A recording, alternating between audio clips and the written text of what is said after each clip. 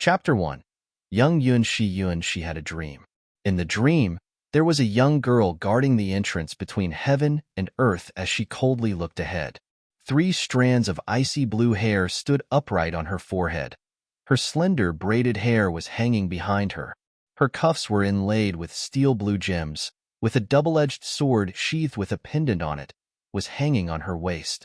She gave off a very ice-cold and alienating aura. While she was inserting her huge, blue-slanted sword back into its sheath, that sword made her slender body seem even more slender. Her blade also seemed to give off a cold, silvery white aura. Just the sword hilt alone was over half a meter long. The hilt of the sword and the edge of the blade seemed to share a single central connection point. The point seemed to be a circular compass, and in the middle of that compass was a huge keyhole. Apparently, something was sealed there. "Who are you? For what reason do you always appear in my dream?" The young girl seemed to have opened her mouth to say something to Yun-shi. A pity, Yun-shi was unable to understand what she was saying, as it was not the language of the White Lotus sword domain.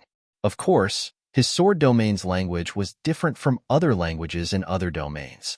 And although it was very strange, it was pleasant to hear. Yun-shi stretched out his hands, apparently trying to touch the young girl who has been appearing in his dreams. Shuffle. In a split second, Yun-shi's consciousness began to fade away, only leaving behind a piece of blue light from the double-edged sword. "You do not have the qualifications to open this gate." She closed her eyes as she killed another unknown spirit. "Oh my!" Yun-shi rolled out of bed and firmly hit his head against the dresser. A group of golden stars began to circle around his head. That dream again. As he began to knead his swollen temples, Yun-shi felt even more helpless. As the saying goes, what you read is what you dream. But Yun-shi swore that he had never seen such a huge blue double-edged sword before, as well as the beautiful young lady. Such a special young lady, even if he met her once, it would be impossible to forget. Her face and her cold expression, even though it was just a dream, it left Yun-shi with an extremely deep impression. Unfortunately, at the end of each dream, Yun-shi was hacked to death. Fortunately, it was just a dream. Forget about it. That kind of girl, it would be impossible for me to come in contact with her. Yun-shi comfortably stretched out his arms and opened the window. The window, being old, issued a creaking sound as it opened. The early spring sunshine fell into the narrow room, dispelling the humidity. "Good morning, world." Yun-shi put his hands together as he looked out his window, only to see that the morning market was already bustling. "Happy birthday, Yun-shi." Today, Yun-shi turned 16. It was truly a day worth celebrating. In the White Lotus sword domain, the age 16 represented the beginning of youthhood, while age 18 represented adulthood. Though he could not drink, he has already been accepted by the community and could work as an employee. He could also have an independent identification and choose his career. Of course, those of the nobility had chosen the route for their future career ages ago. However, only at the age of 12 would they display their talent. They received the best education and the best teachers. Starting from the basics, they would have surpassed others, and this gap would only grow larger over time. Ordinary children, unless they had a peerless talent, would not be able to compete against those of the nobility. This was the harsh truth of society. The Sword Palace in the White Lotus sword domain was composed of 90% nobility, while the ordinary children took up the remaining 10%. One could not blame the Sword Palace's partiality, as the gap was just too big. Although all the Sword Palaces began to recruit disciples at the age of 16, the exam was basically fair. Only the most outstanding from the many ordinary geniuses would have a chance to be chosen by a Sword Palace. Of course, that sort of thing in Yun-shi didn't have any relationship. Because he did not want to follow the way of the sword, it would be highly unlikely for him to attend the Sword Palace exam. His career also had nothing to do with the sword. Well, let's prepare for today's practice. He was not a swordsman, so there was no need to concern himself with the Sword Palace exams. Yun-shi's life was a simple and happy life, filled with many common expectations. His practice was not that of fencing, but rather the practice of making bread. Yes, he was just an ordinary young child of an ordinary couple. He wasn't going to become some talented hero. He was born to an ordinary baker's family, brought up with ordinary parenting. He inherited his family's bakery and was preparing to become his family store's next owner. This was Yunxi's main life goal for the future. His parents were in their 50s when they had him. Yunxi grew up listening to his neighbors speak about how he was not born from his parents and that he was picked up from a garbage heap. Of course, he had long known that this was an adult's way of joking. A crane sent you to our home. When he heard those rumors for the first time, though, his nose began to run. As far as Yunxi was concerned, they were the world's most adorable couple. Now, the couple was traveling the world, relieved that the store would operate smoothly under his hands. Making bread was a talent, and Yunxi's handmade bread had quite the reputation. The store had always been lacking in supply with such huge demands, as he had long ago surpassed his parents. Looking at how amazing Yunxi was, his parents passed down the family bread store to him and gave him full control over it, as they went off to enjoy a golden wedding honeymoon. Today was when Yunxi turned 16 and was the only one with a third-ranked bread evaluation. People from major cities would also come to try to buy his family's bread store for 10 times the price. Yunxi refused because he was fond of this village along with its roads and stream, and of this ordinary bread store. The world was huge. The gods' domains in the universe numbered in the tens of millions, but this was the only home for him. He wanted to spend his life here. Here was Yunxi's family store, Yunxi's most beloved home. Unsurprisingly, he can spend his whole life here and perhaps, as a newlywed, he would travel over the Star Bridge to go to the other side of the Sword Domain. However, he would ultimately return with his other half and live out the rest of their days here. This future wasn't far away, and already Yunxi wanted to spend his life with the girl of his dreams. With the temperature of his hands, he began to knead the dough well. Calculating the correct ratio of flour and sugar, coupled with a good egg, then he finally put it in the oven. The fresh bread that was taken out from the oven in the early morning and was then arranged on top of Yunxi's counter. 3 croissants coming up, 5 pineapple bread, 10 carrot meals. Yunxi's bread shop had only been open for a quarter of an hour, but Yunxi's handmade bread sold out nice and clean. The only thing remaining was the cheap white bread. Sitting behind the nearly empty counter, Yunxi had a smile on his face. For a baker, there is nothing that could make him happier than having his customers love his bread. As a third-ranked baker, although his position was not as great as the lowest sword palace's swordsman, in a small village like this, his talent could be said to have been the rarest talent of the century.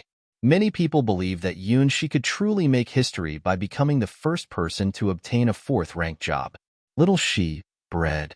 A crisp bell-sounding voice, along with cheerful feet, charged into the quiet bread shop.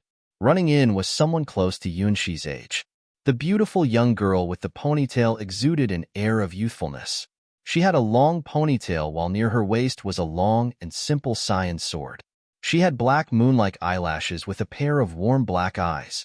Because of the strenuous exercises, her naturally small lips pursed up as if she was endlessly gasping for air. The outline of her bent body was truly beautiful. When she laughed, her smile was like a sparkling crescent moon. Hua Hua, you want butter bread? Yunxi skillfully took out the butter bread he had made so elaborately, as it was always bought by customers immediately once he presented them on the counter. Like feeding a puppy, he threw it to his childhood sweetheart. Hua Hua tiptoed to bite at the bread Yunxi threw. The two had over a decade of mutual understanding. I love you, little Shi. Remember to increase the physical strength of the rye bread at noon for me. Enjoying the tribute Yunxi gave her, Hua Hua ran out of the small bread store like the wind. To come and go in such a hurry is just like her general temper, always loud. A summer storm would roughly describe this girl. Like Yunxi, she was also a child genius that everyone was proud of. Hua Hua moved to village 10 years ago. It was said that she was born from a lineage of the night god's domain. She was also the first genius to ever become a third-ranked swordsman before the age of 16 since the beginning of history. Being a swordsman of the 3rd rank was worlds away from Yunxi's 3rd rank because this was the White Lotus domain, a sword domain belonging to the countless gods' domains. It doesn't matter which sword domain of the countless gods' domains you came from or the sword skill you practiced. Only those who left behind a united sword path or formed their sword spirit could receive utmost respect in a sword domain. For a senior swordsman, Becoming the divine sword god that transcended all under the heavens was everything. The godly swordsman was called a sky sword, and they dominated in supremacy, being an unparalleled swordsman. From trainees with no name, to becoming official soldiers of the first rank, to elite soldiers, and even officers of the second rank. They represented the standards on the White Lotus sword domain. The third-ranked Huahua was already walking forward on an extraordinary road, truly worthy of being named the village's first expert. At the same time, she was also Yuanxi's first love. P.S. Volume 1, from C1 to C62, Volume 2, from C63 to C144, Volume 3, from C145 to C244, of Starchild Escapes Arranged Marriage. Chapter 2. The Loving Jealous Childhood Sweetheart. Unfortunately, time is running out. Looking at Hua's freshly blossoming figure leave, Yuanxi laughed to himself. Although their occupations were both at the third rank, a fighting occupation represented a whole new level. As a third-rank baker, he could make delicious bread. However, his best work was butter bread, like the one he gave Hua a while ago. Adding extra strength was his handmade bread's special ability, and he could only make 10 a day. Although Hua was only of the third rank, with her thousand-sword technique that had a rare balance of attack and defense, she was publicly accepted as a true master. Hua and Yuanxi could easily understand each other with nothing more than a word or two thus. Yuanxi had already begun to put the bread in the oven. Third-ranked Hua was sure to enter the White Lotus sword domain's sword palace. She wouldn't even need to take the exam. As a third-ranked swordsman, she would excel among her peers at the sword palace. Well, you might as well consider the rest of the candidates too. He was reluctant to part with his childhood sweetheart. Yuanxi began to seriously ponder about his future as well as the future of the other candidates. Although he was not like Hua, who possessed the talent to become a hero, he had the skills to make bread and has received the acknowledgement of the people. There were even several young bashful girls who wanted to convey their feelings to him. But, not knowing why, a short while later, Yuanxi became awfully confused. The young lady from the flower shop down the street, Miley, was a gifted 12-year-old, being able to talk at the age of 3. The neighboring town's gem store's eldest daughter, Phyllis, recently turned 17. The last time I visited, the store manager wanted me to immediately marry her. The cake shop across the street has an awfully adorable daughter, Yili. Unfortunately, she was only 9 this year. Yuanxi counted his fingers, calculating the potential girlfriends he could pursue. By the way, he was not being unfaithful. Up until now, he was head over heels for Hua. Those feelings were absolutely not fake. But Hua was destined to become a dazzling heavenly star as a truly talented swordsman while he decided to stay in this small town that was rooted to the ground. The two were fated to have different talents, destined to be apart. They will be lovelorn, and even though Yuanxi consciously knows that he will be dejected, he will not let Hua stay. Rather, he chose to smile and let her go. Such a genius like Hua was not meant to stay in this small town. At that time, I must smile and send her off. Yuanxi patted his face, reminding himself of what to do when the time came. That day was not far away as the Sword Palace exams are going to be held next week. For the entire Balian sword domain, it was a very crucial day. Countless children on that day will be showcasing their talents and strength, proving that they were not worthless. Countless poor children will also strive to do their best to catch a big break and become the carp that leaps over the dragon's gate. The Sword Palace exams were only open to teenage girls aging from 16-18 years old. After that time period, you could only try your luck at other sword schools. In the Balian sword domain, the Sword Palace represented supreme honor, along with other schools and palaces. In the entire Balian sword domain, none could compare to the Sword Palace. Looking over the numerous hills, one would see that the Sword Palace stood at the apex of them all, standing at the supremacy. The word sword in Sword Palace itself is a part of the Sky Sword God domain. Following the owner of the Sky Sword, it was founded as the most powerful sword schools and clans. In the White Lotus sword domain, and even in the entire Sky Sword God domain, the main focus of the people living there is the sword. Even the shape of every sword domain is in the form of a sword. If the Sword Palace had to be defined on a sword, then it would be located at the tip. Yunshi, along with every large clan, prestigious families, cities, and towns, had no choice but to live at the very bottom of the sword, the hilt. As for the blade itself, that would be the other schools and forces. This was the way of the sword domains of God. The hilt for the people, the tip for the sword palace, and the rest of the other powers. Between sword domains is a star bridge that acts as a connector. The Sky Sword God domain is like one unique big sword, as it's made up of countless sword domains.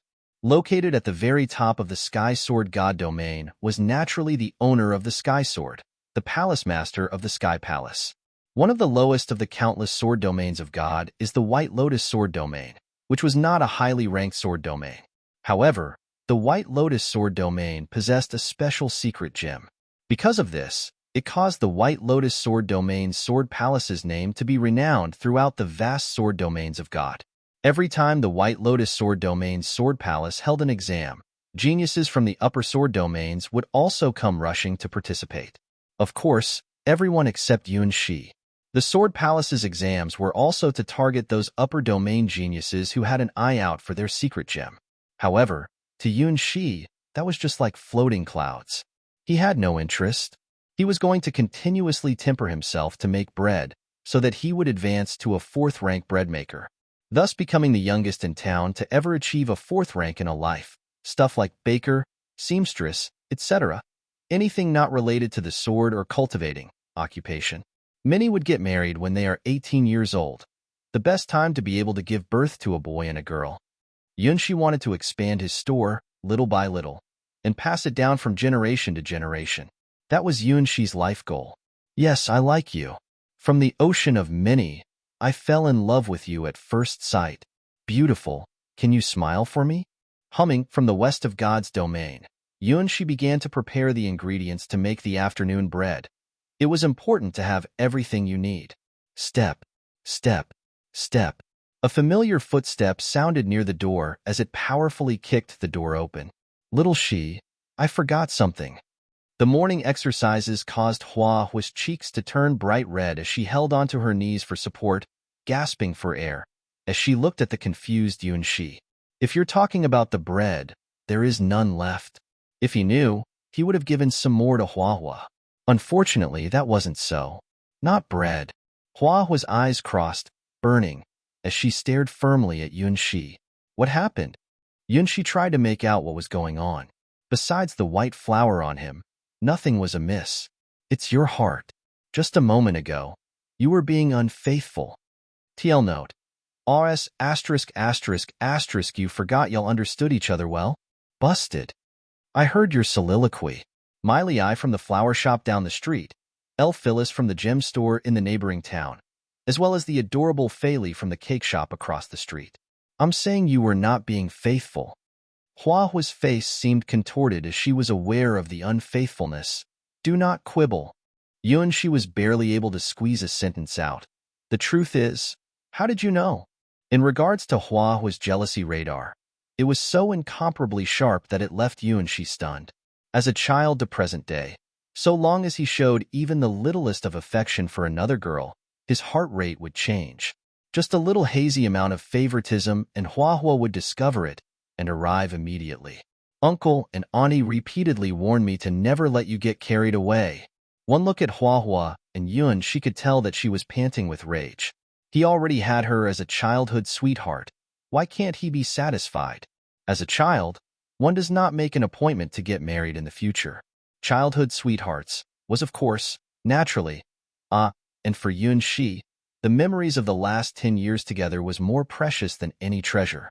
In order to beat back those girls who were attracted to Yunshi and madly wanted to get close to him, she had no choice but to practice to the 3rd rank, becoming the first true master of the town. Yunshi was a big idiot.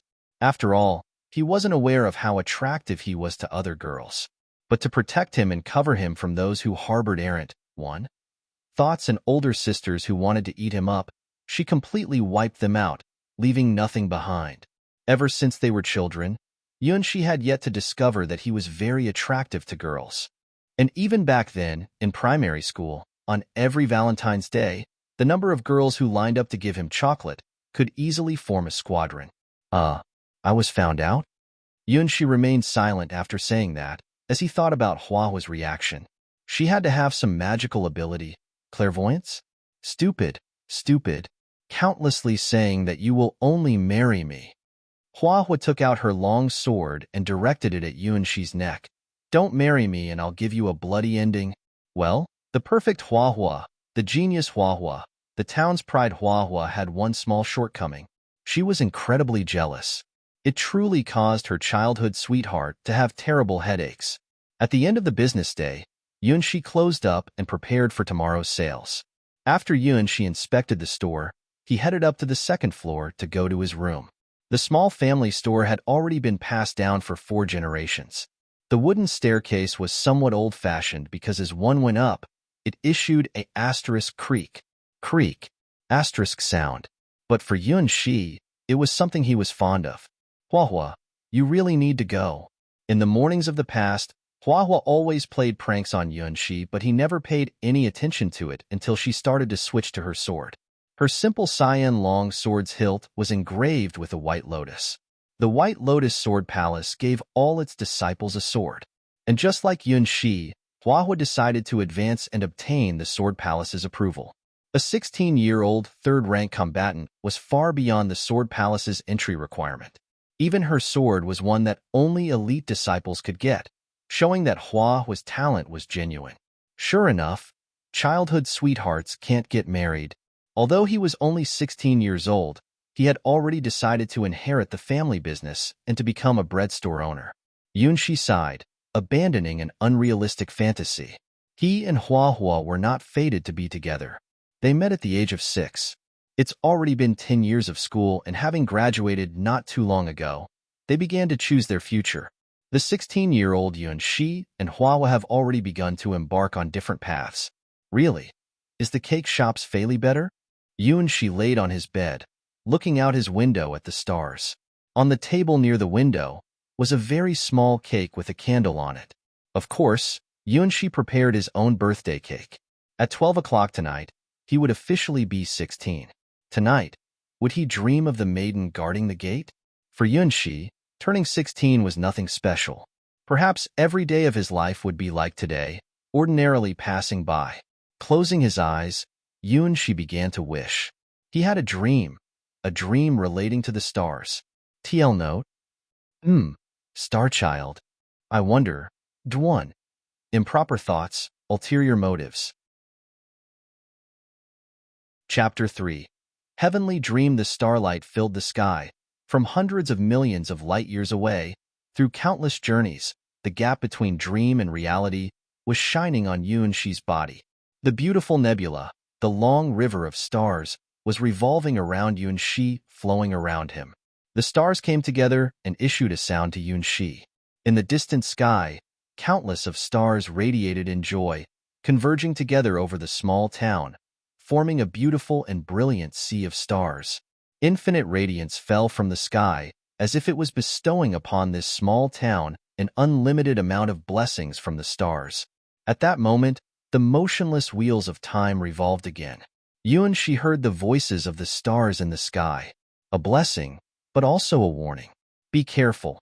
Almost there. They are searching this star domain. Scheduled awakening at 18. Moved up. Warning. Hurry and complete the trials. Otherwise you will be consigned to eternal damnation. Who was that? What's awakening at 18? Hurry up and complete the trial? What trial? Yunshi opened his sleepy eyes, finding that he was in his bed and not floating amidst the starry sky. The brilliant golden-red sun, the magnificent silver-white moon, bright shining stars, all surrounded him, which contained countless information, almost causing Yunshi's head to burst. The sun, the moon, and the stars all revolved around him. Among the stars was a silhouette similar to his figure. It was like looking at an image of himself on the water's surface. Amongst the brilliant starry sky, a group of stars emitted a distant and ancient light that illuminated the deep dark void. Inside the endless void was a young boy adorned in white garments, embracing a golden puppy, two who have yet to come out from their cocoons. It was a sight to see as endless amounts of starlight encircled them. This time it shall be done. A bright group of stars radiated once as Yunshi felt that the youngster's heart was filled with worries. It was as if something misfortunate was about to happen to him. Woo! The youngster's dog restlessly whimpered. Afraid, it used its paws to block its eyes. Apparently, it could not bear to look at what was about to happen. The stars continued to shine. Yunshi did not know why, but he suddenly understood the stars' collective warning to him. Every time the group of stars sparkled, he began to slowly advance away from death. TL note: the key here is the youngster in white. Some near the end of their lifespan even took the initiative to detonate into countless pieces of meteors to cover up his escape tracks. However, it was no use. Everything has already come to an end. It was the end of the line. Why die? Who will kill him? Who will kill him? Yunshi from the water mirror looked at the youngster, full of questions. Ah, with the meteor shower, little guy, are you afraid? The youngster in white raised the puppy in his arms. Up till now, the only one who accompanied this leftover was this little god. Ah woo. The golden puppy gleamed with tears as it cried, looking at its owner. It tried hard to bite down on its teeth to not make a sound. Clearly, it had already been extremely afraid earlier. However, it had to endure from not speaking out by nature. You're a good girl. The young boy kissed the little god who was the last to have stayed by his side, then showed a determined expression. Nowhere to go. In that case, they could only accept the fate of the trial. Fortunately, because he had already anticipated this bitter blood ending, he was ready in advance. Go, you will have good luck. Intentionally escaping to this small void was not without any reason. He had long left behind a legacy. It was now time to play his role. As a golden light flashed, the golden puppy disappeared from the young man's hands, carrying the seeds of hope for the future. Soon after, the other two in the cocoon who have yet to come out were also thrown into the vast starry sea, disappearing into the starry sky. I hope you can properly grow up. Although I don't know when I'll be able to meet you again, but so long as I'm alive, we will surely meet again. Letting go of the three little ones, the white youngster muttered to himself, exposing gentle and soft eyes, the stars will protect you until I return one day. Rumble. From the midst of a group of stars, an immense silhouette appeared. It was big enough to cover an entire star domain. It passed through the barriers between dimensions, as it was certainly a powerful force. Above all, even the heavens would have to fear this mighty force. In front of Yunshi, the stars began to change and form characters, countless writings that displayed the broken groups of great life forms. In the entire starry sky, those who possessed the highest existence of power were very few and could be counted on one's fingers were overlords. She was one of those overlords. Dragon god Yasha, ruler of the star dragons, dragon lord of the domain of God. She is the dragon of order, the mother of time and space, the creator of God, and at the same time was the symbol of birth, life, and death. Yasha's true body was the dragon of the void, housed and immersed in the light of the stars. She had a pair of gem-like black wings, as there were endless amounts of stars shining on her wings. They were real stars, encompassing the wings of the dragon of order as her children. Her scales were pitch black, like the color of the void between the stars. However, her skin shined bright, like stardust. Her eyes shone with a gentle silver color like a beautiful gemstone. Her tail was made up of numerous scales. Each scale was a young dragon waiting for her to awaken them. All miracles, all words of praise, could be imposed on her. She was the myth of the stars, an eternal legend. At last I've found you. This time, you must pay the price. Arriving from across the stars and eventually locked onto Yasha's goal. She said so slowly, but still, the world trembled under her voice. Yasha, sister. The youngster was filled with helplessness. Before the youngster could open his mouth to explain, 3 different forces crossed over the star river to arrive at the void.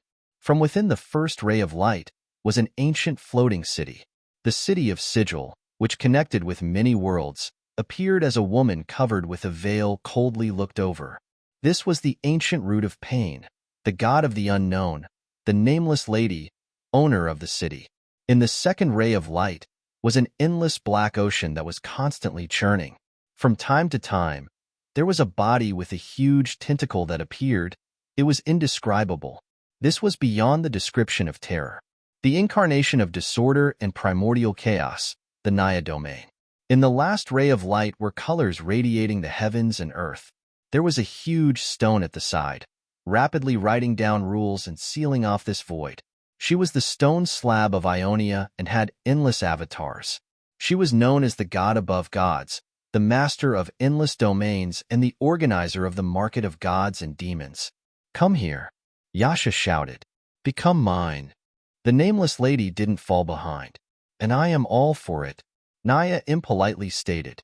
"Declare that you are my precious treasure, to be loved by the god of man," declared the stone slate of Ionia on behalf of fate. Next, Yunshi witnessed a very desperate, very cruel, and very gorgeous event. The star domain nearly collapsed from the aftereffects of the conflict. The four overlords attacked each other violently for some reason that Yunshi didn't know. Then, the young boy who miserably met with this misfortune had an indescribable bad end. He was killed by the four overlords together, torn into many pieces by some method she couldn't understand. The body of the youngster began to fall apart, turning into a pure white transparent jade light. It emitted a flawless soul, as if it was the world's most beautiful gemstone. Thousands of lights flew apart in the sea of stars, running to the endless corner of the void. The four overlords began to snatch up the pure white transparent jade lights. Only a few lights successfully escaped under the cover of the stars. That night, the stars cried for him.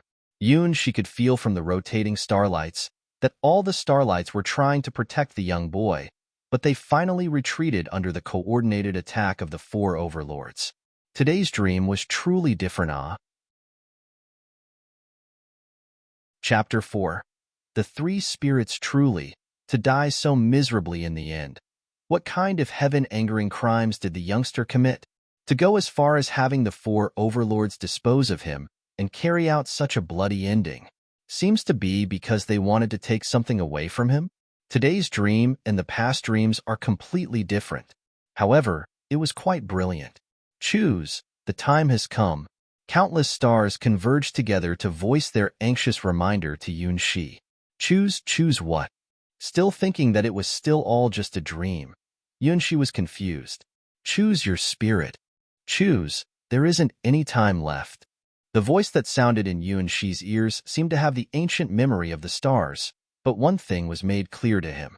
He was going to choose something important, something that will change his life. So much so, that it will even change the path of the stars. There was no room for escape. He had to immediately make his choice. Choosing 3, the ancient heavenly river connected 3 different paths, indicating 3 different trials. Every road represented a choice. At the same time, there were 3 cocoons emerging in front of him, corresponding to 3 different roads. Within every cocoon was a spirit, each emitting their respective attribute, waiting for Yunshi's choice. The first cocoon was pitch black. It had the darkest color, the same as the dark abyss. You could faintly see tiny purple demon wings, as the spirit was emitting a demonic attribute. In there, the deepest abyss is waiting for you. It's a boundless dark corridor. Once you choose it, you can never turn back and will become the Dark Lord, reigning the endless darkness. The second cocoon was misty milky white. There were countless clouds and misty winds swirling around in it. A fairy was sleeping in a huge stone tablet while holding a lantern. Beyond the beginning of obscurity, at the first second of being born of the world, a being named Primordial was born. Here is the place where the steel of the heavens fell asleep. If you choose this path, you can lord over the universe, to be a free and unfettered immortal. Finally, there was the golden elf cocoon. It emitted a faint golden radiance and was the most beautiful cocoon, like the sun that will rise from the ground every day. Even if I'm surrounded by the relentless darkness, I will also break it by using my mutilated body. Like the night that will come every day, even if I'm troubled due to the twisted fate today, I still believe that the world will never change. Only we will be changed. The truth that we are still alive is our strongest weapon. Son of the stars, if you wish to continue to walk on this path and choose this road, It means that you will face the most awful and terrifying enemy. The three paths, three choices. There are no right or wrong, good or bad, just three kinds of destinies. Demon Lord, Immortal, Starchild. Yuanxi hesitated for a long time until he ultimately placed his hands on the golden cocoon. Maybe it was the endless starlights that surrounded and guided him to make him move and wish for it. He hoped that he could also obtain the light of the stars someday. Pop! The golden light cocoon broke open as the other two trials disappeared before Yuanxi. However, Yuanxi could still feel their existence. Perhaps there will be a fate. From the golden cocoon came a delicate, small, and tenderly attractive young girl. She had a pair of big timid eyes with golden dog ears. Her slender body didn't match with her body's fully developed chest. Plus, with her pitying-like expression, it was hard for one to not reach out and console her. Especially those golden ears, possessing a magical quality that people would spend money to buy. Taking a glance at Yuanxi, she expressed an indescribably joyful expression, while appearing like she wanted to cry. "Boo-hoo, master! Don't leave Mayor. This time I will do my best." The crying young girl jumped into Yuanxi's arms, stretched out her little tongue, and licked his face. He looked at her clear, lively, kind, and innocent eyes from a short distance. She gently shook her long and arched eyebrows, which was 100 times cuter than he imagined. Her petite pink, soft, and creamy body was rubbing up against his body, especially her rosy and soft small mouth. Yuanxi had a dizzy feeling when he tasted it. She was like a puppy. This was the first impression Yuanxi had towards the star elf, Mayor, he chose. It was unlikely for him to say that his first encounter with Mayor was an utter defeat. Her mouth's sweet and unctuous saliva, caught by her entangling tongue, licking and sucking that could be felt all the way to this poor one's soul. "You are called Mayor?" Mayor licked his cheeks till they became dripping wet. After Yuanxi was taken away from the most fantastic kiss in his life, he embarrassedly grabbed the little girl's shoulder. She really did have a very petite body. She was only to Yuanxi's chest. Those golden dog ears and tail, because she was excited, was unceasingly shaking in such an adorable way. "Yes, I'm Mayor, the star spirit." Mayor nestled in Yuanxi's arms like a spoiled little child. He felt as if she was another little dog he had to feed. As for the first dog, of course, she was Huahua, who was always so lively, healthy, and hyperactive. She had to eat Yuanxi's bread every day, otherwise she would be listless all day, which made Yuanxi worry about her life after she went to the Sword Palace. "Can you tell me? This is a dream? So how did I come here?" Up till now, Yuanxi had a kind feeling that this all didn't feel real.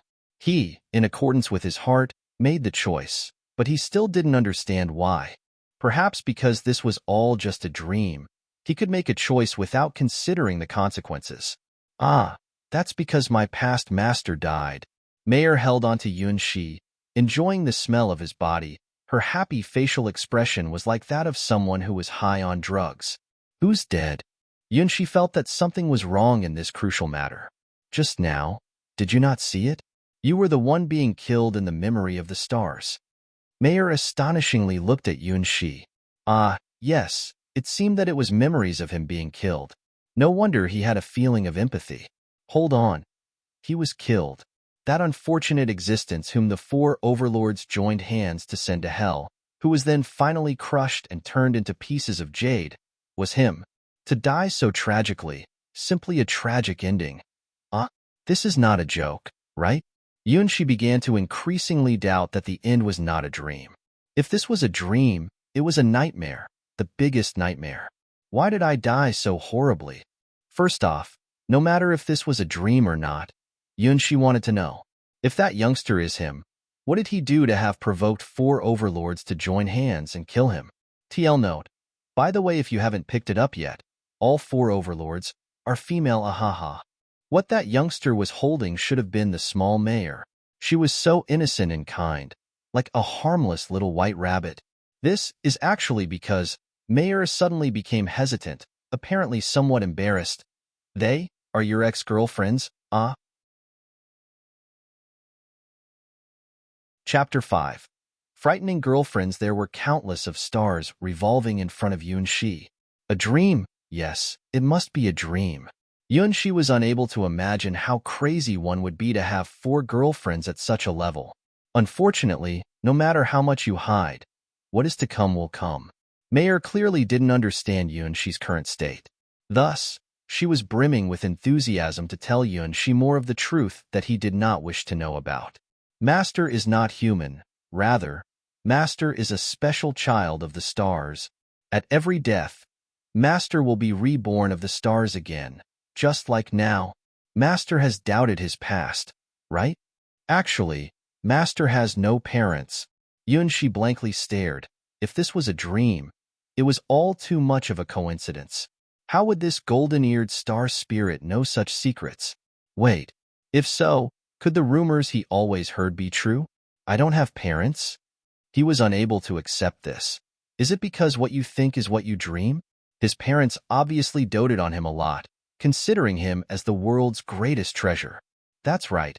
Master has no parents because you were born from the sea of stars. Every time you die, you will be reborn in some corner of the star sea soon after. Afterwards, when you are 18 years old, you will automatically get your memories back, your past. Mayer did not know why Yunxi was so shocked. It was just a simple fact. I am not father and mother's child. Yunxi was somewhat absent-minded.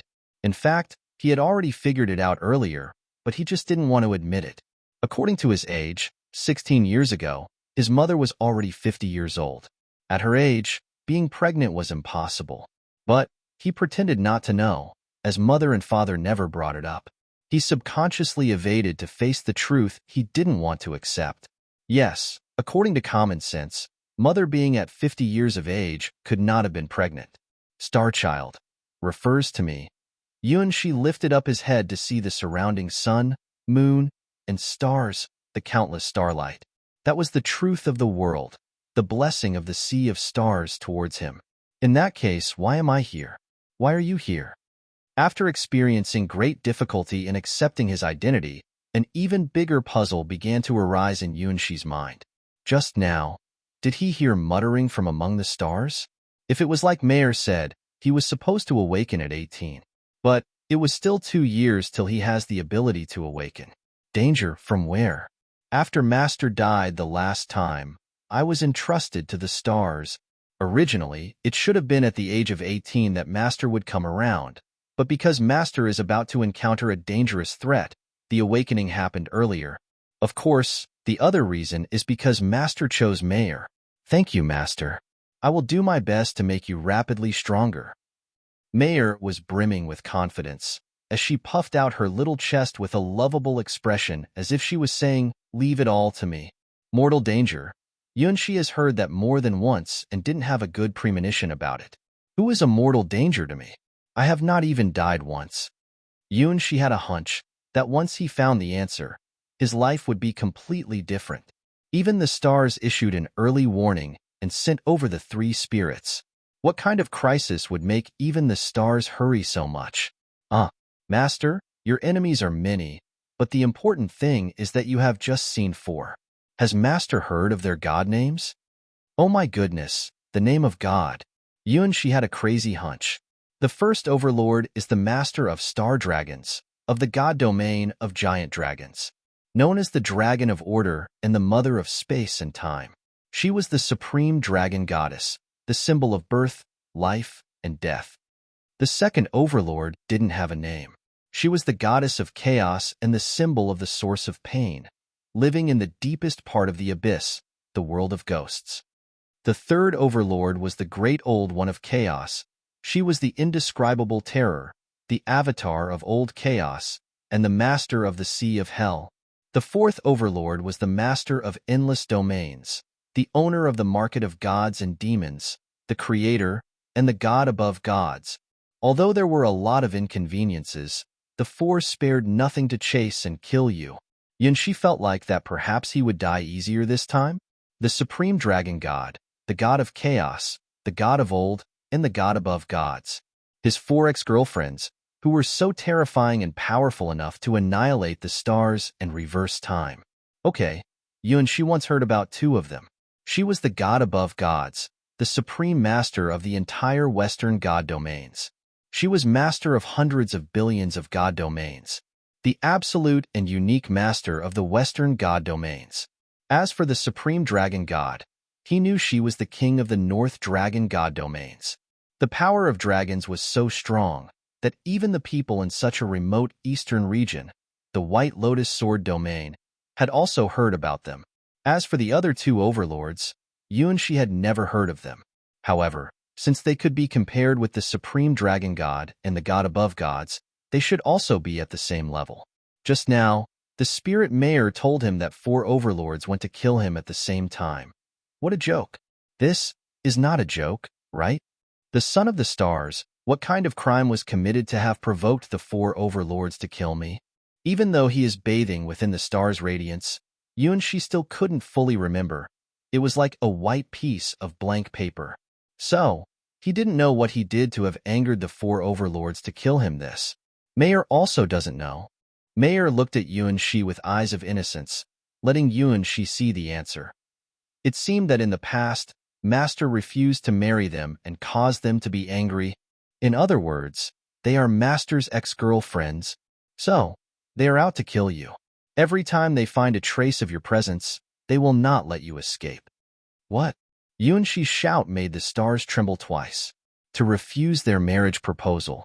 Just because of that, how crazy and daring was his past self to have provoked 4 overlords.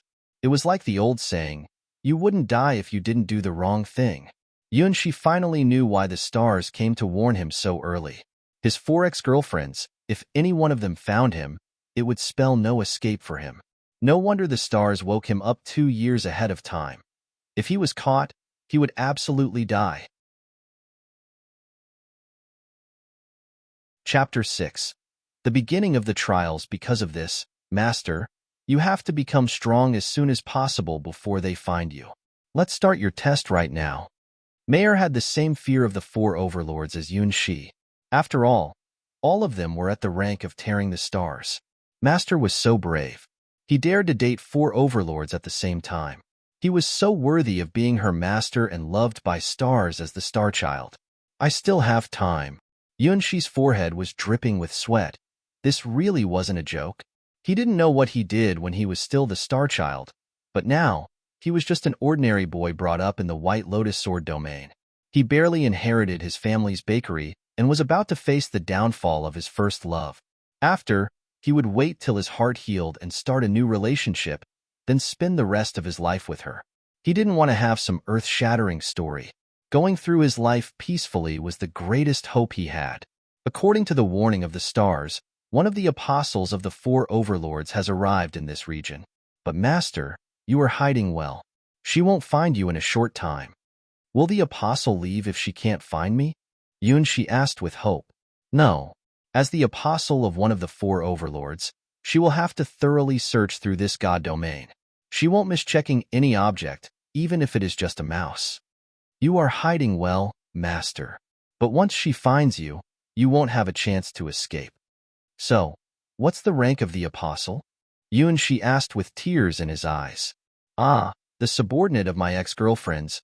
Why are you so serious? At least, she is only a 7th rank.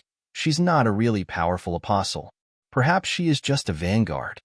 According to the vague hint from the stars, Mayor gave Yuanshi a desperate answer. Not very powerful? She was only a 7th rank? Are you kidding me? A 7th rank. It was a 7th rank. He didn't know what was an apostle, but talking about a 7th rank combat profession. Such a rare genius had already been deserving of a silver leaf emblem and could even destroy the whole White Lotus Sword domain all by himself. Since the beginning of this small town's history, Hua Hua is the most talented swordsman, who was now at the 3rd rank. She had the power of 1,000 soldiers. And the distance between a 3th rank and a 7th rank was like the distance between heaven and earth. A 7th rank would be able to hold their own against an army. That one person could easily extinguish a country. No matter how many millions of soldiers there are, no one would be able to face someone with that kind of power. As he knew it, the present master of the White Lotus Sword domain was just at 6th rank, which meant that this unknown apostle could destroy the whole White Lotus Sword domain alone. Even in the whole Sky Sword God domain, a 7th rank was already close to the legendary hero, known as a being equaling to a natural disaster. The strongest at that rank was already some truly extraordinary creatures. They were already out of the rank of mortals. Every one of them was more powerful than true monsters. Now, was there already such a scary hunter that had gone into the Sky Sword domain? I'm done for, there's no escape. Yunshi began to calculate his savings. Even if he wanted to sell his small store, the farthest he could go would be 2 sword domains over. To escape from the Sky Sword God domain was wishful thinking.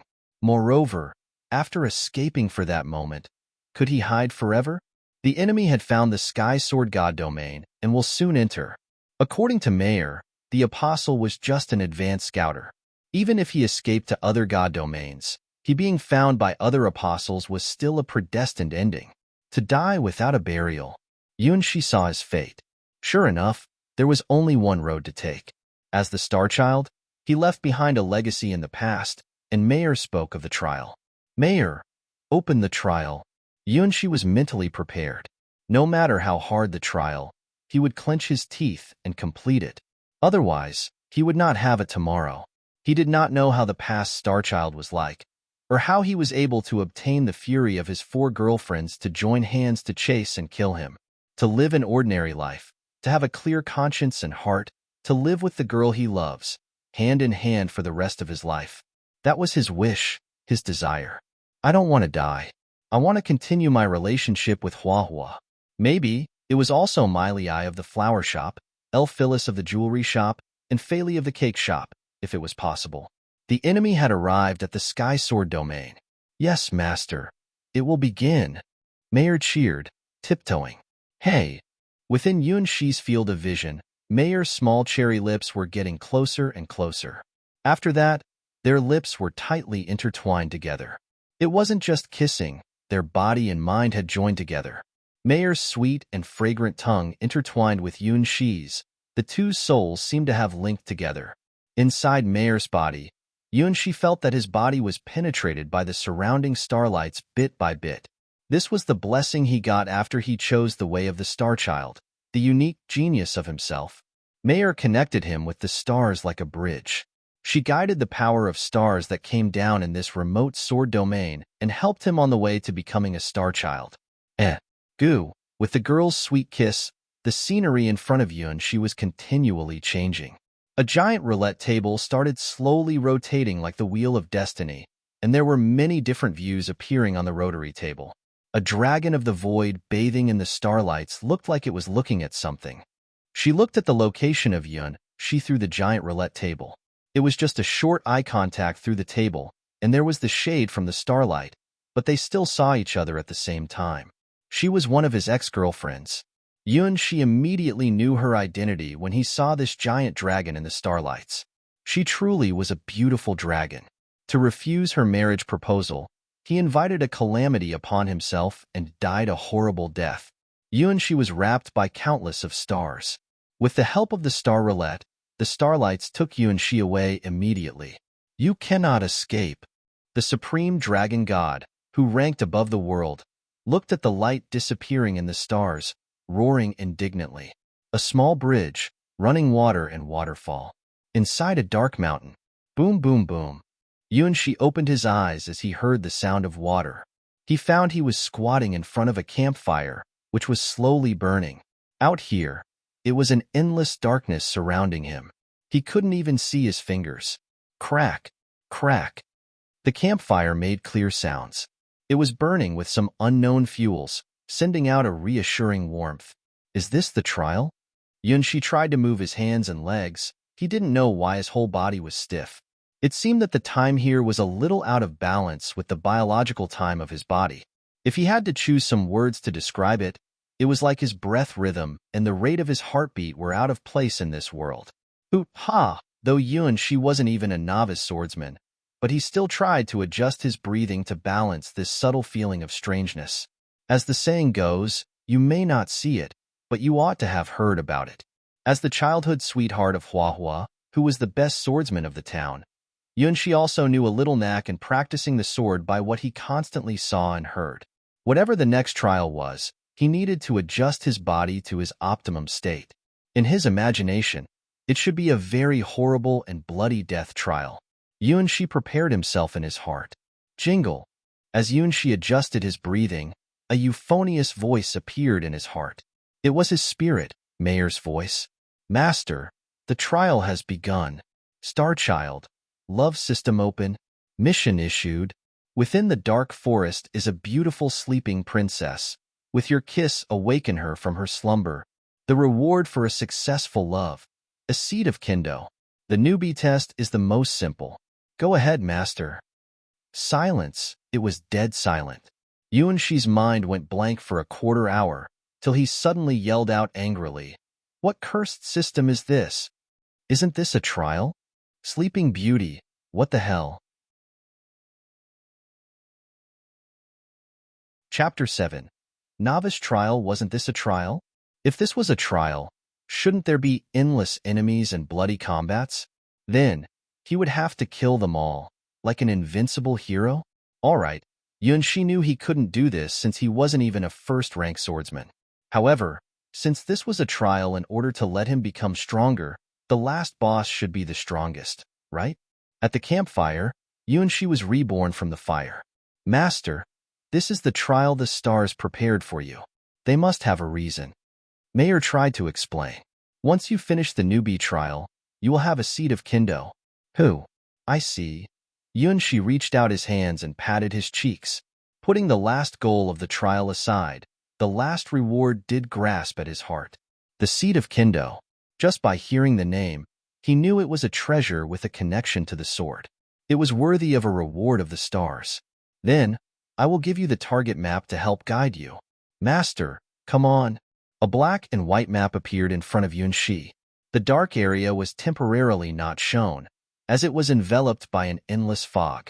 He saw his own location, the campfire, at the beginning. Yuanshi could see a dark forest at the end. He saw a green point, which symbolized that he was staying around the campfire. If he left the campfire and turned right, the path would lead to the dark forest. There was a harsh red point in the center of the path, and a similar red point at the entrance of the dark forest. In the center of the dark forest was a soft green point. Perhaps it was the Sleeping Beauty. Looking at the map, there seemed to be two enemies. The distance between the forest and the campfire was about 1 kilometer. Yuanshi calculated it according to the distance he walked. Because the route was pretty simple, it didn't even have a branching road, so he didn't need to worry about losing his way. Seems like the newbie trial is quite easy. Perhaps I only need to defeat the 2 small monsters, then I can find the Sleeping Beauty successfully. Yuanshi looked at the map with optimism and soothed his nerves. This Kendo seed must be something the stars prepared for novices. Additionally, he found an iron sword that was lying on the ground by the bonfire. It was clear that this weapon was the first weapon for the novices in this trial. Due to the erosion of the moisture, the sword handle had gotten a little rusty. However, its blade was still sharp. It was already enough to be used as a newbie weapon. Well, let me start the trial. Yuanshi gave up thinking where the Sleeping Beauty was. He held his newbie sword and took 1 step forward with courage. After crossing the small bridge and passing through the clear waterfall, Yuanshi quickly found the path to the dark forest. Soon, he reached the uphill and heard some strange noises. Ping, ping. Seems like something heavy was being knocked on the ground. Again and again, and getting closer and closer.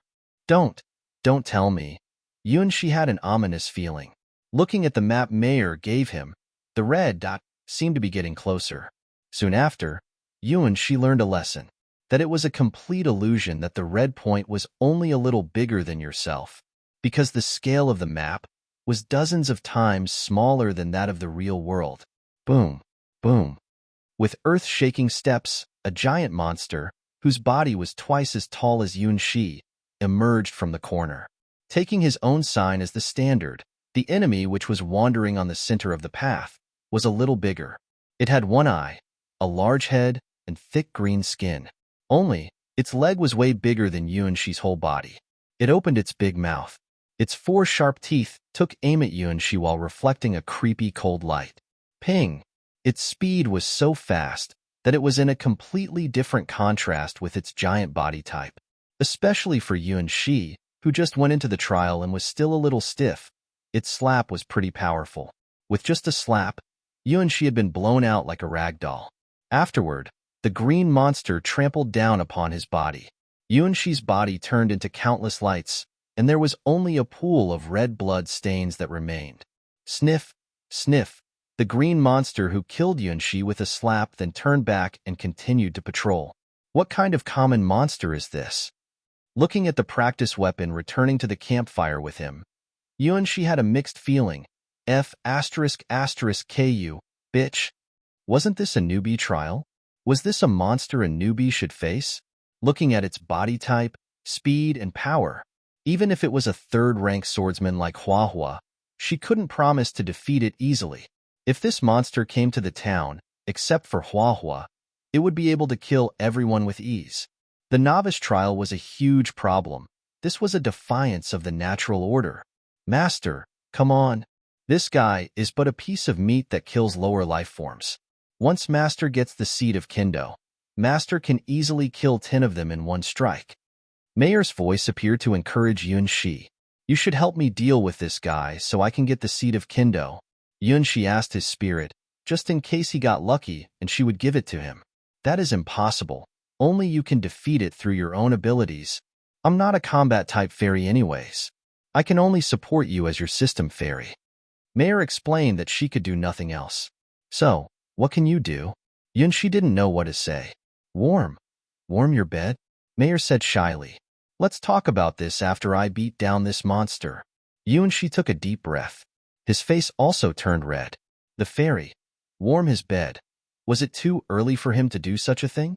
Sniff. Sniff. The green hippo was on patrol. It paused for a while, then shook its small tail. Was something wrong? It remembered it had killed many similar invaders on this road today. These invaders had the same characteristic.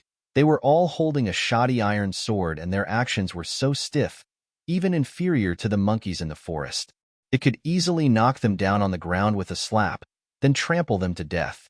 Look, there was still a pool of blood left on the road. It was from the trash it killed last time. If it counted them carefully, there were already dozens of such blood stains. 37. Yuan Shi panted, looking at the damned green hippo. This hippo killed him 30+ times within the time period one would use to take a shower. However, how could it be possible such an atrocious, bloodthirsty, and scary hippo exists? Once it saw you, it would give you a slap or trample on you.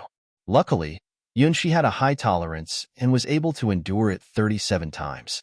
37 pools of blood stains were distributed on the narrow uphill path. The most distant one was on the top of the slope. All of them held traces of Yuan Shi's death. However, I have learned some important details. Between life and death, there is great terror. Every time he was slaughtered by the monster hippo, he also caught some habits of the hippo. The main attack of the hippo was its slap. In addition to its enormous size and faster speed, once he got hit by it, his fate was already doomed to be trampled to death. Its next method of attack was a continuous quirky rolling and crushing. Yuan Shi couldn't imagine how its giant body did this. However, every time he found it, it was already too late to defend or dodge. Except for these two methods of attack, its third method of attack was trampling, which it normally used after Yuan Shi lost his balance and fell down to the ground. Once he was knocked down, the mortality rate would be 100%. Yuan Shi's 37 death experiences would help guide him. I cannot move recklessly. I must find a gap. By paying the cost of 37 deaths, Yuan Shi gradually grasped the body of the hippo. He also became familiar with this world's specific rhythm. Though the perception was slow, it was not entirely a bad thing. Because, at the moment of death, we are able to see more minute details. Apparently, the passage of time slows down. Chapter 8. The hippo must die, damn it. Where did this enemy come from? The hippo, confused, touched its head. Soon after, it saw the familiar figure appear from the end of the downhill path. The enemy still held his novice sword awkwardly. However, the hippo felt something was different this time.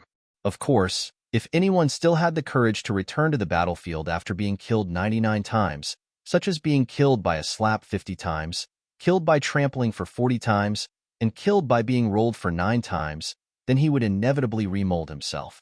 The 100th time, after being killed by the green hippo 99 times, Yunshi's eyes were set aflame.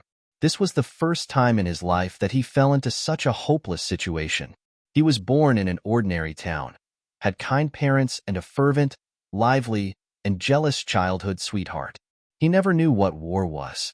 He hoped he could lead an ordinary life, but now he tasted the meaning of the terror of death. And it wasn't once or twice, but a full 99 times. With his stiff body held the rusty iron sword. On a long slope not more than 100 meters long, was the first monster of the newbie trial, the damn green hippo. It killed him so many times that he started to doubt the meaning of his life. He didn't even get to see the view behind the slope, not to mention the sleeping beauty in the dark forest. She was getting angry. He had never wanted to win so much in his life. Especially the green hippo. It must die. Just begin. He relaxed his body, then started running. Every time he stepped out, he felt his body becoming filled with energy. It was the feeling of being alive, his heartbeat in time's clutches. Asterisk sniff sniff. Asterisk the green hippo who had killed Yunshi 99 times opened its mouth and showed its sharp teeth. Taking the chance, it rushed over and slapped towards Yunshi. You have used the same move 99 times. Don't you feel bored? Yunshi shouted. He changed his movements as he knew the green hippo's actions, narrowly rolling to the side of the green hippo. Asterisk who? Asterisk the big palm of the green hippo made a great sound as it cut through the air, sweeping above Yunshi's head. A good chance. It was the first time that Yunshi escaped the green hippo's slap, and he directly moved to the hippo's back. In front of his eyes were the green hippo's big ass and its wiggling small tail. Without any hesitation, he brandished his sword. With his anger, the sharp blade slashed the green hippo's big ass. Asterisk kiss. Asterisk a red bloodstain appeared on the green hippo's big ass.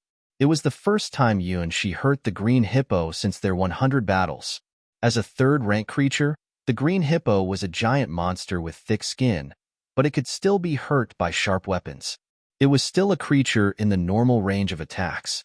However, the sword wound was only half a finger deep. It was just a small wound and is still far away from seriously injuring the green hippo. Asterisk boom. This time, Yunshi saw the green hippo's third attacking method. As its fat ass sat down and hit him, he already got knocked away while holding his sword. He then fell down on the ground while vomiting blood. His 100th challenge failed. Beside the campfire, Yunshi has revived again. He laughed as he gasped. Master, are you all right? Should you rest for a while? Mayor looked at Yunshi worriedly, who she thought was a little out of mind. No, I just find living itself is already a luxury. Yunshi stretched out his hands and looked at his stiff body, which was so similar to his true body. Perhaps, to use such an uncoordinated body to challenge the third-rank green hippo would indeed be painful. However, the battle before was already the greatest battle achievement Yunshi had ever gotten, and now, he had proved that this seemingly third-rank green hippo wasn't an unbeatable enemy.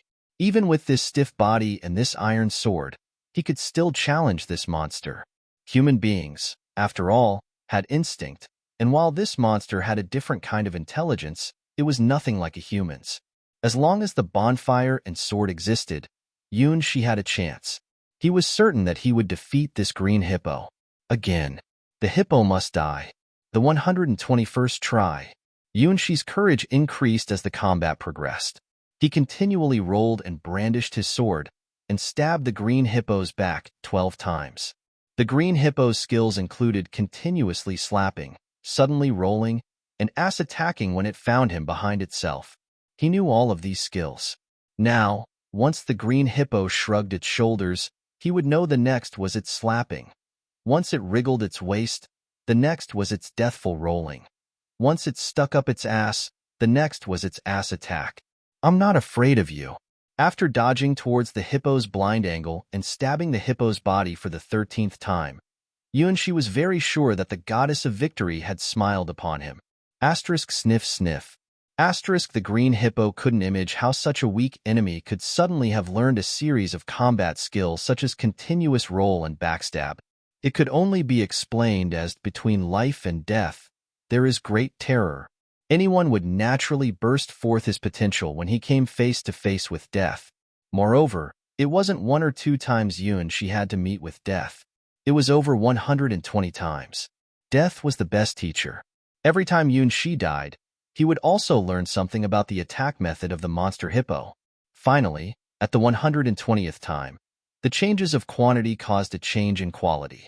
From the 120 deaths, at the 121st try, she saw through all the attack methods of the ferocious green hippo.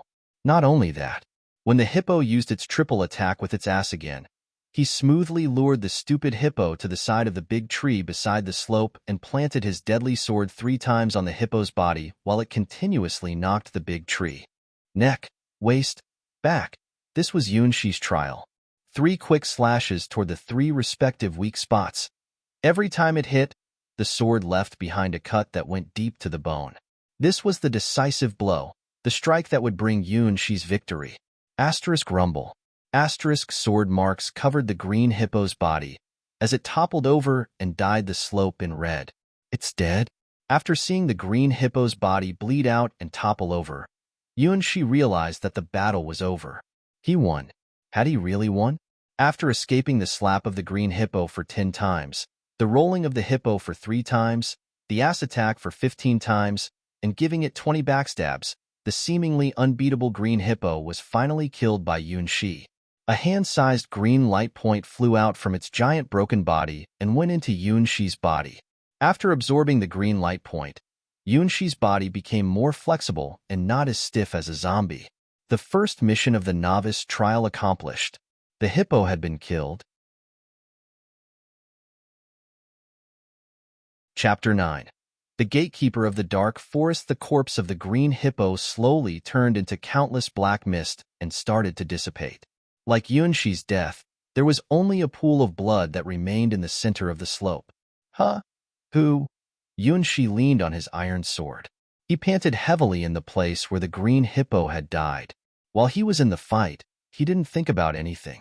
However, after the combat ended, all the weariness of his body frantically burst out. The body was a living thing, and it had been used to its limit. His bones and nerves seemed to be crying due to the strenuous activities. Yunshi wasn't able to see his own face, but he imagined that it should be pretty contorted. It was really not easy.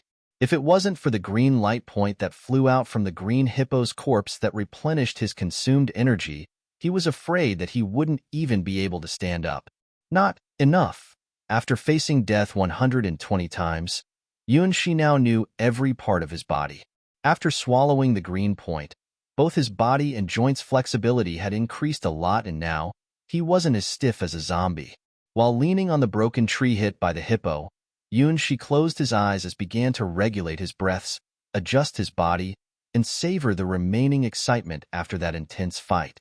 The third sword timing, I was too hasty using the sword, and my step was also shifted for 3 centimeters. The 7th sword timing, I was too late and too anxious. The final 3 swords could be considered as decent enough. It took 21 slashes to kill that green hippo. She could clearly replay the scene vividly in his mind for each attack. Every mistake and every imperfect move reappeared clearly in his mind. He realized that his performance was by no means perfect. There were at least 10 minor flaws. There was even a fatal mistake of which almost cost him his life. Fortunately, that green hippo's weak point was far more obvious than his and committed more mistakes than he did. Especially the attack which made the hippo turn around, gallop forward, and crash in a straight line. In Yunshi's view, this was the hippo's biggest flaw. He then used a crevice to contain this roller crusher move. Yunshi had chopped its back at least 10 times, but the final 3 slashes were the ones that dealt the killing blow. After killing this green hippo, he realized that strength was not a focal point. An accurate judgment to utilize an opportunity and the timing for his attacks were far more important, coupled with caution to not move rashly. This was the true reason why mortals needed to fight many battles and temper themselves countless times to grasp the true essence of sword arts. Relying on his superior ability to replay the scenes of the fight, Yunshi naturally grasped this aspect, because he basically never had a tiny bit of time to relax in his fight with this green hippo. Only after immersing himself in his sword and predicting the hippo's attack in advance was he able to achieve this result. Even then, he could only defeat this beast with a rigid and stiff body. This is the fight. After dying for 120 times as the price, Yunshi had grown rapidly. Those battle-hardened veterans who fought many battles gained their experience after countless battles. Most people even died in their enemies' hands the first time they entered the battle. The experience to live through life and death situations was the most profound and most precious experience. Death, terror. Yunshi tightly gripped his rusty iron sword. A special feeling grew in his heart toward this nameless rusty sword. Without this rusty sword, he couldn't injure the green hippo. Even if there was 10 of him, it was impossible to defeat that ferocious beast. A sword is a tool and weapon. It could be used to commit crimes, and it was also used as a weapon to kill. Revering the sword, this was the mainstream ideology in the sword god domain. Now, Yunshi was greatly anticipating the final reward of this quest. What would the treasure, the sword art seed, look like? There is also a monster here. Looking at the map, Yunshi slowly stood up. Holding the sword, he headed forward towards the dark forest. The landscape on top of the hill was much more devastated compared to Yunshi's imagination. The earth was scorched, the rocks turned ash gray, and even the mountain's wall was as if it had been burnt down. The entire scenery gave off a strong, deathly aura. But, on a straight line of vision at the far end of the dark forest, there was an ominous living being exerting a dangerous and menacing aura. In front of the entrance to the dark forest, the red dot, as if waiting for Yunshi to come, was motionless and didn't move. 1, 2, 1, 2. After a short while in this place, Yunshi had a better understanding of what his childhood sweetheart, Hua Hua, had taught him about the breathing practice method. Hua Hua had passed on to him a particular breathing method. Not only did he use that method in a death match against that green hippo, but it also had helped him restore his strength over time in that fight. The heartbeats, the breathing rhythm, and the sounds of the blood flowing in his body intertwined, forming a marvelous music. Hua Hua seemed to be able to maintain this breathing state all the time, but Yunshi was only able to maintain it for a quarter of an hour. Longer than that made his breath's rhythm fall into disorder. This was the difference between a genius and an ordinary person. Even if he had experienced life and death situations 120 times, some things, as to speed up his practice's result, could not be rushed up forever. 15 minutes to be able to fight with all of his strength was Yunshi's limit at present. He could only maintain this state for this time period, and if he passed this time limit, then his battle efficiency would suffer and would decline greatly. In essence, his battle efficiency actually didn't even improve. It was just that he could temporarily bring out all of his body's potential to fight. If his battle prowess were to be calculated with numbers, then when the green hippo killed him for the first time, he could be graded between 6 and 7. However, after he killed the green hippo, his battle prowess was perhaps about 20. He could defeat the green hippo thanks to his observation over that beast's attack styles. I don't know. What type of beast is there? Judging from the red spot size on the map, Yunshi could only estimate that this beast's size was probably a little smaller than his body. The green hippo had a strong skin and its flesh was thick. It was definitely a strong and aggressive beast. Its speed perhaps wasn't slow, but its attack had a fatal flaw. This was also dependent on the body shape. Then, if this beast's body and his build were similar, could this beast be an agility type? Perhaps this beast would not be so simple. When he first received this new quest, a powerful feeling crossed his intuition. Yunshi could somewhat vaguely sense an ominous foreboding. His premonition quickly came into reality. At the dark forest's entrance, his second opponent stood majestically aloof there, waiting for his challenge. How could it be you? Yunshi's complexion was pretty much desperate as he looked at the opponent he was about to face. He couldn't beat it, this opponent. He really couldn't beat it, because he was much too familiar with this opponent. An energetic and lively double ponytail, a white lotus and long sword marks engraved on the sword's hilt, long arched eyebrows with big, wide, dark eyes like the moon. This was Yun Shi's first love, the most famous swordswoman genius ever in this small town. It was his childhood sweetheart, Hua Hua. Cough. Strange. Why am I here? Hua Hua seemed still a little puzzled and sleepy with eyes half closed. Wait, let me see. Stop the invader from entering the dark forest. Protect the beautiful princess from being desecrated. Once the princess is kissed, Yun Shi would win. What? The princess? Be desecrated? Be kissed? By Yun Shi, you?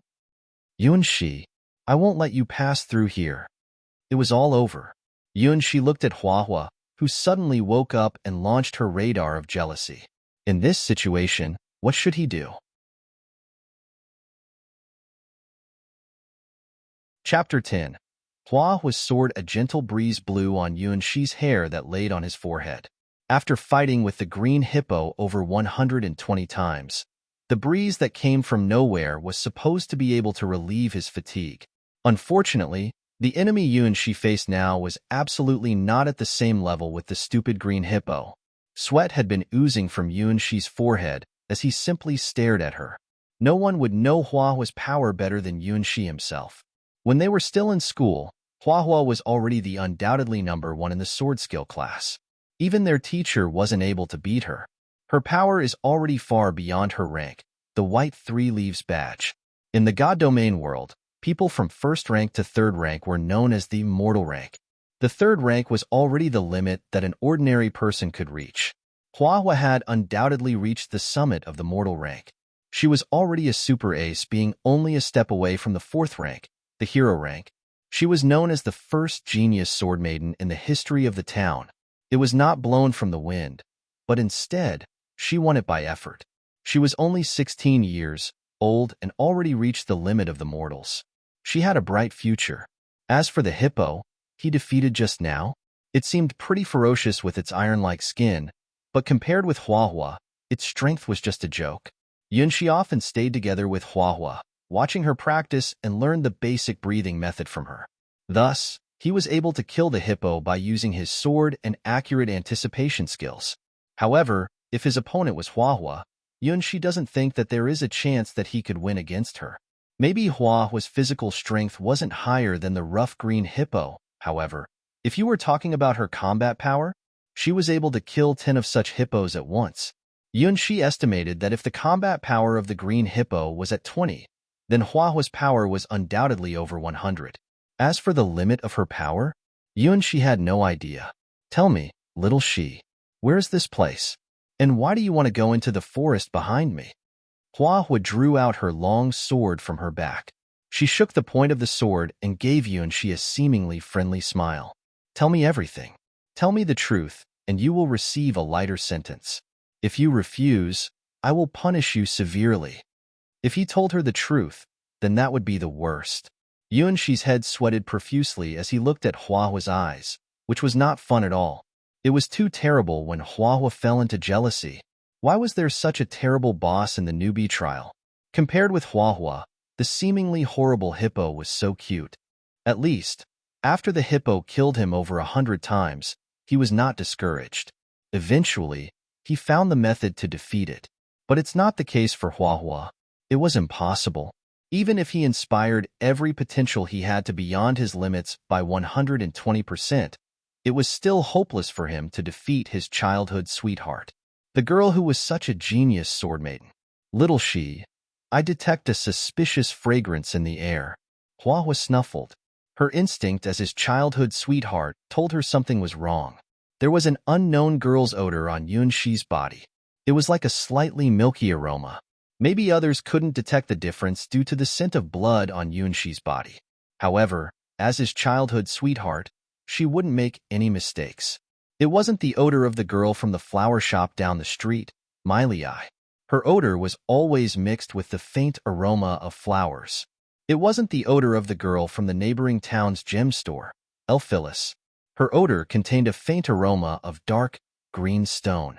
It was slightly like the odor of the girl from the cake shop across the street, Yili. However, Yili's odor was like a sweet cream, but this odor contained something else. Who was she? Hua Hua slowly moved the point of her sword, trying to find out the bitch who dared to touch her most precious treasure, Yunxi.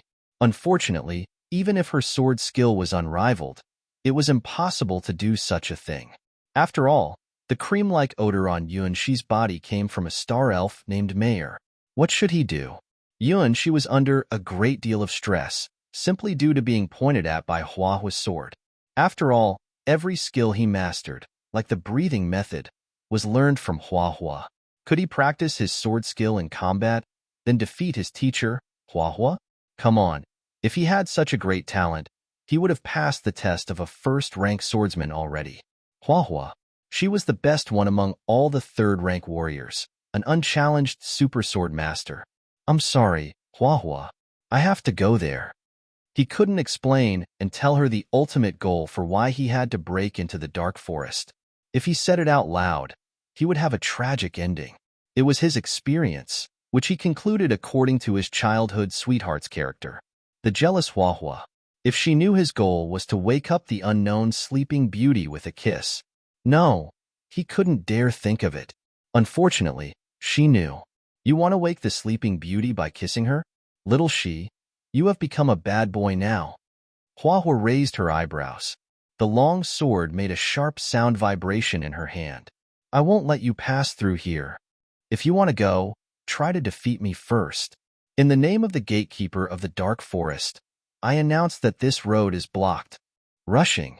Yunxi rushed. The initial fight was the only chance he had to win. He had gone through 120 deaths in combat and reached the limit of his potential. Huahua didn't know this, so this was his only chance. Gee, little she, you've made progress. Huahua held her sword horizontally.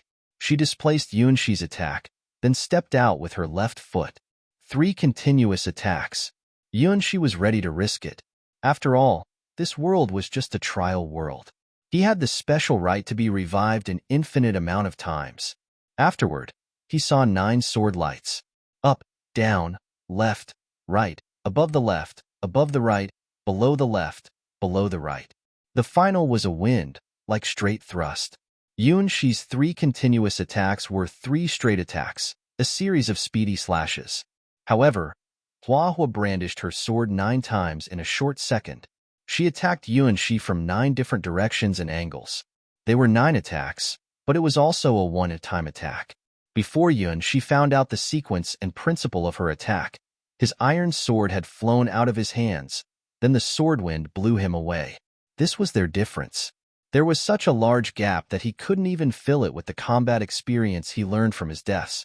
Huahua's sword was like a strong wind, like lightning, like the transitory sparklers in the sky.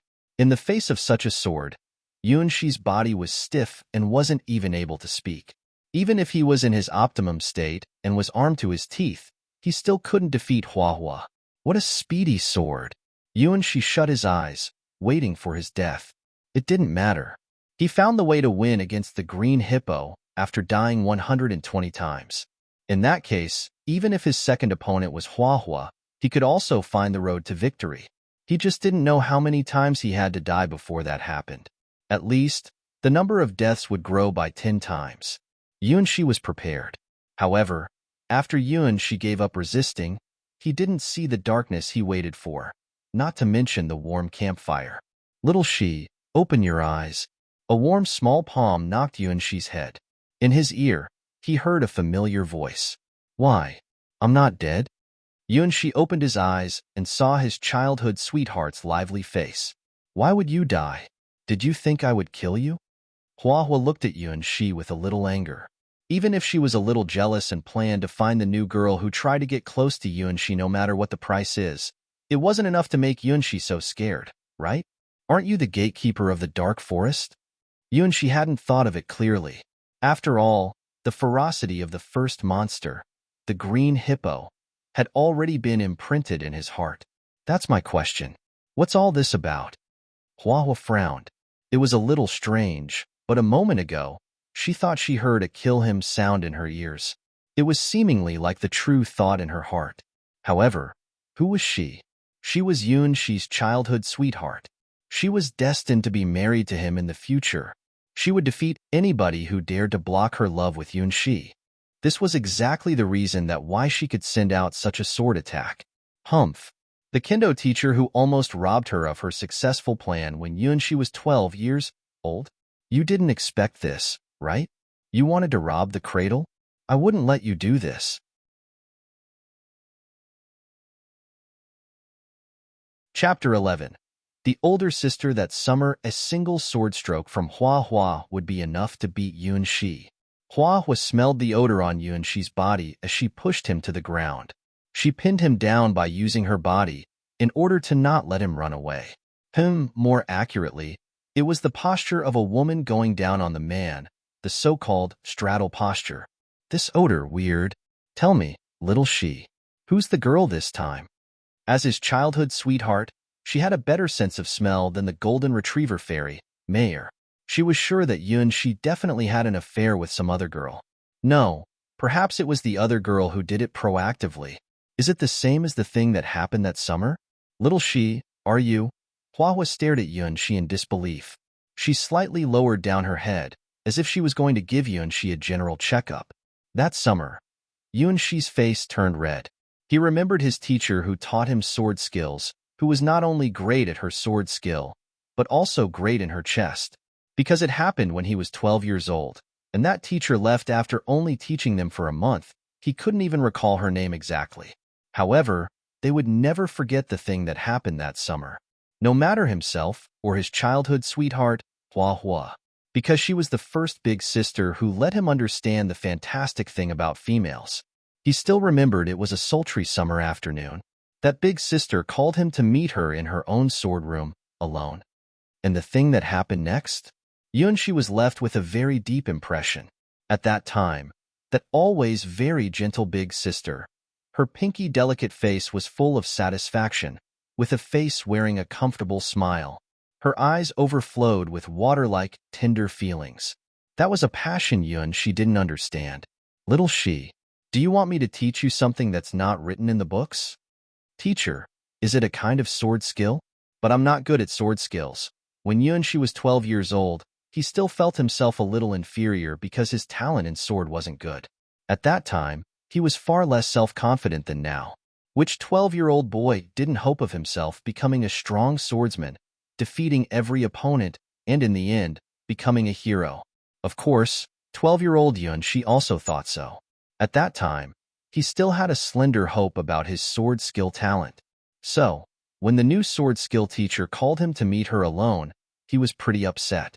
He thought, was it because his performance was too poor, so the teacher was going to punish him? However, it didn't look like what he expected. Sword skill is important. However, sword skill isn't everything. The elder big sister smiled. Her pink lips slightly opened as she said the words softly. Such a charming scene was sent out with strong implication towards Shi. Unfortunately, it was meaningless for a 12-year-old boy. What's the lesson? Shi was so puzzled. He looked at the big sister. She was looking at him with a blushed face, as he asked a quite silly and naive question. It's very important, about life and future lesson. Little Shi, you are a good boy. So, let me teach you the lesson about becoming an adult. It seemed like she was drunk. The big sister reached out her slim hand to Shi and smiled shyly. Sweat stains appeared under her hair shaft. Her creamy white skin turned pink. Her aromatic breath made Shi's heart beat faster. Don't worry. I won't hurt you. Or rather to say, I'm the person who will feel the pain.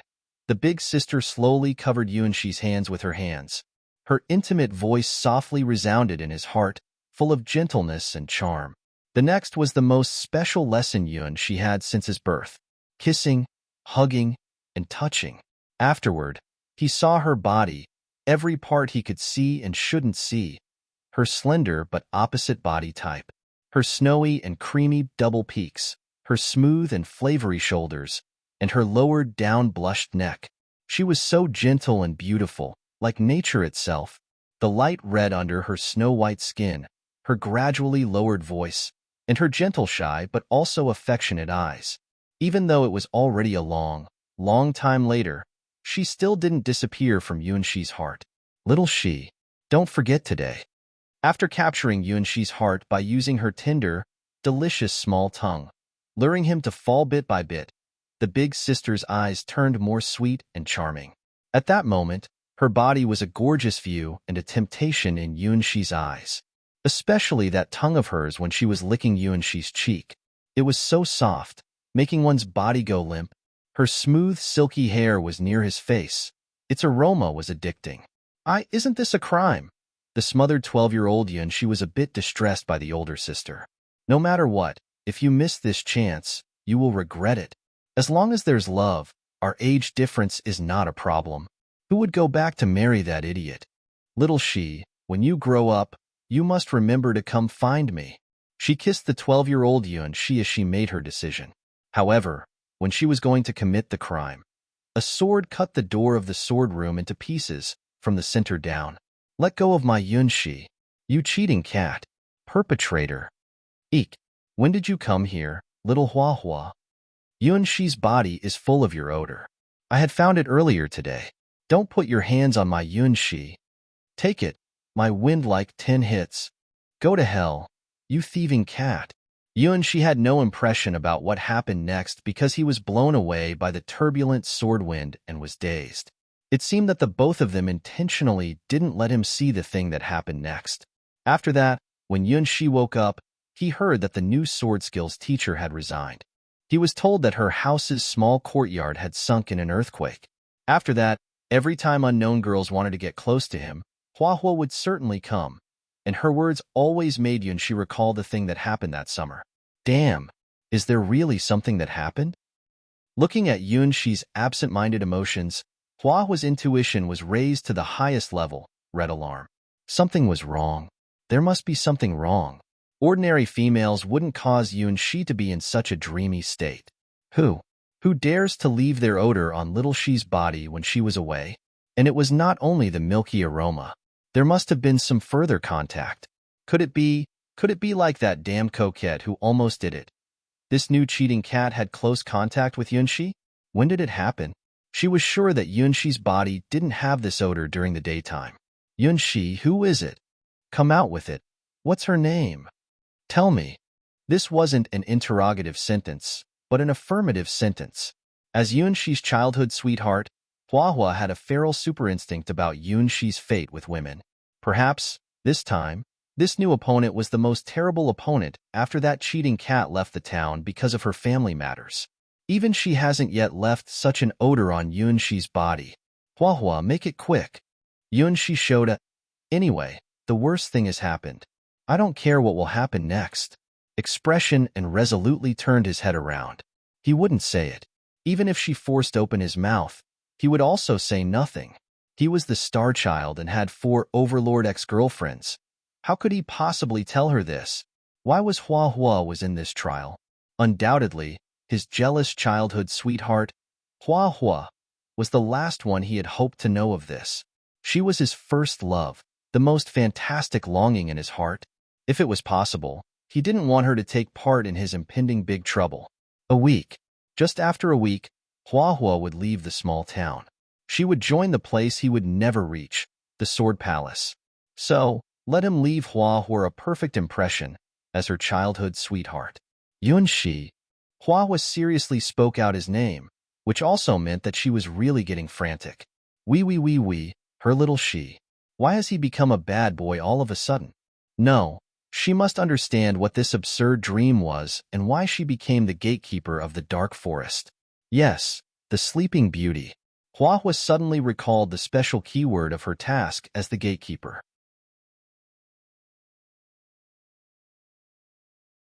Chapter 12. Hua Hua's weak point. Tell me, little she. Is she that Sleeping Beauty? What's so special about her that you would want to go in the dark forest, even if it means you have to defeat me? And it needs you to awaken her by key kissing.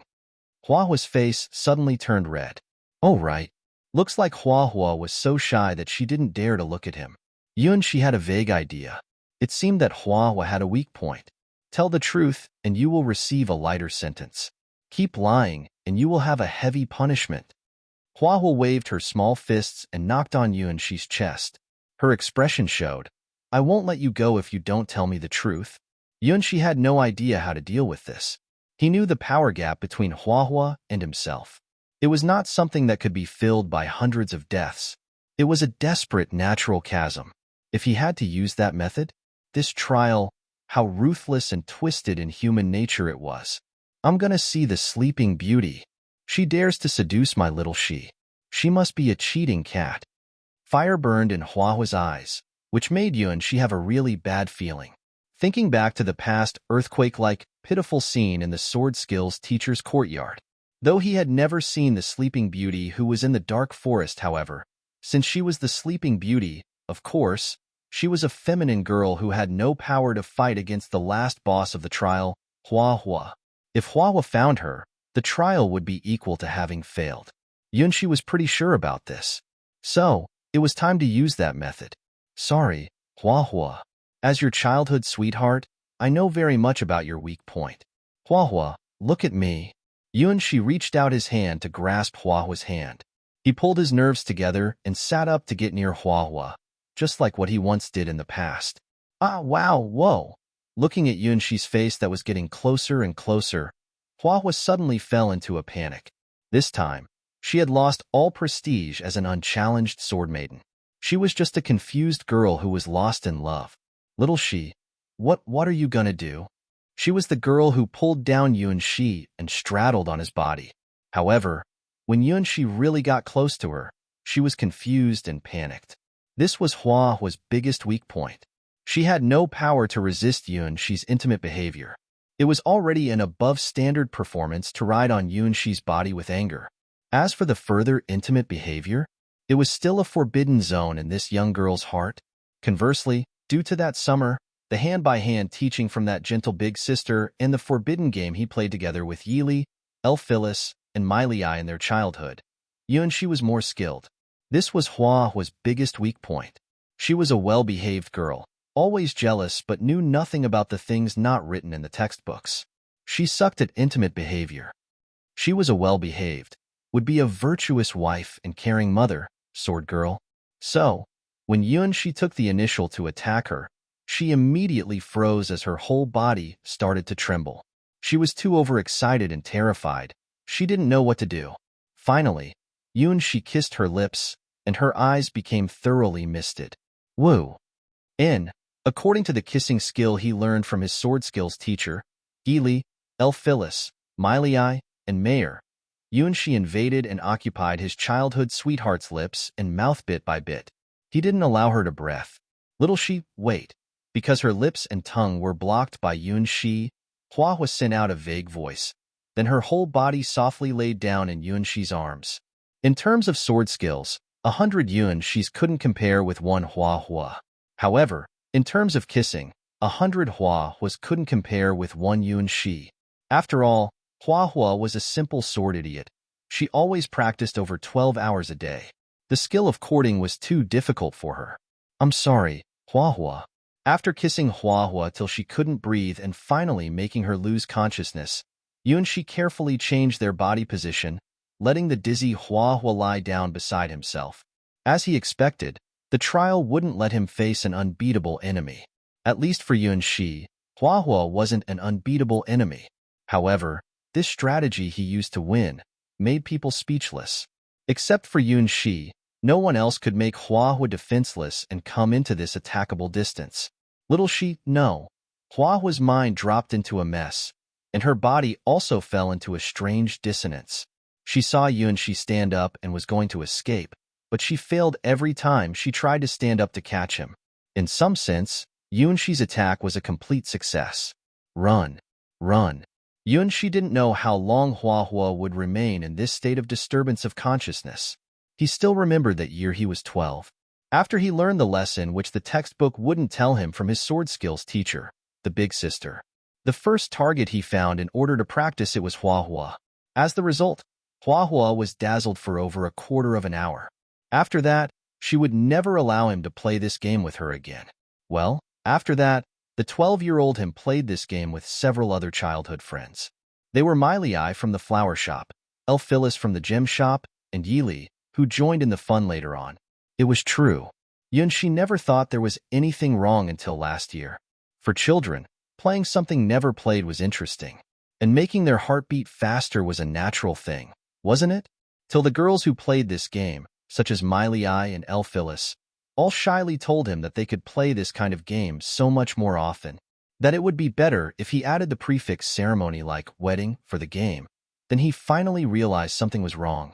As for the youngest girl, Yili, she didn't make such a request. It seemed that simply hugging and kissing was already gratifying for her. Comparing them to the new girl, Mayer, she was the most zealous one. Her odor was unlike the girls who played the game with him. She had a fantastic but slightly milky aroma. Hua should have smelled it, so she found out something was wrong. How sensitive her nose was. Little she, I need to stand up. At the entrance of the forest, Hua's voice was raised. Apparently, she had woken up from her trance. That was bad. Be quick. He should move faster. Sleeping Beauty, where are you? She anxiously searched the map in his mind and found he had almost overlapped with the green point on the map. At the same time, the bright red dot, which was at the entrance of the dark forest, started moving at a terrible speed. The death line of the trial was coming. Here, wrapped by countless branches, she saw a place where it was surrounded by black brambles. A girl wearing white pajamas was laying still, sound asleep, surrounded by a bed of thorns.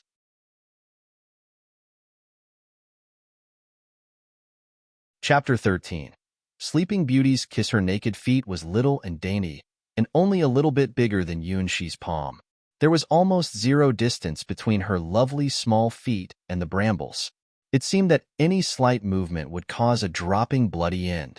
Her white insteps and delicate lower legs constituted a beautiful arc. Her snow-white toes slightly curled up like cat's claws. She looked pretty shy and lovely. A perfect artwork in the world.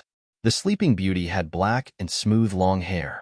Her black and smooth long hair was spread on the tree-made bed, having an elegant, peaceful, and slightly bright feeling.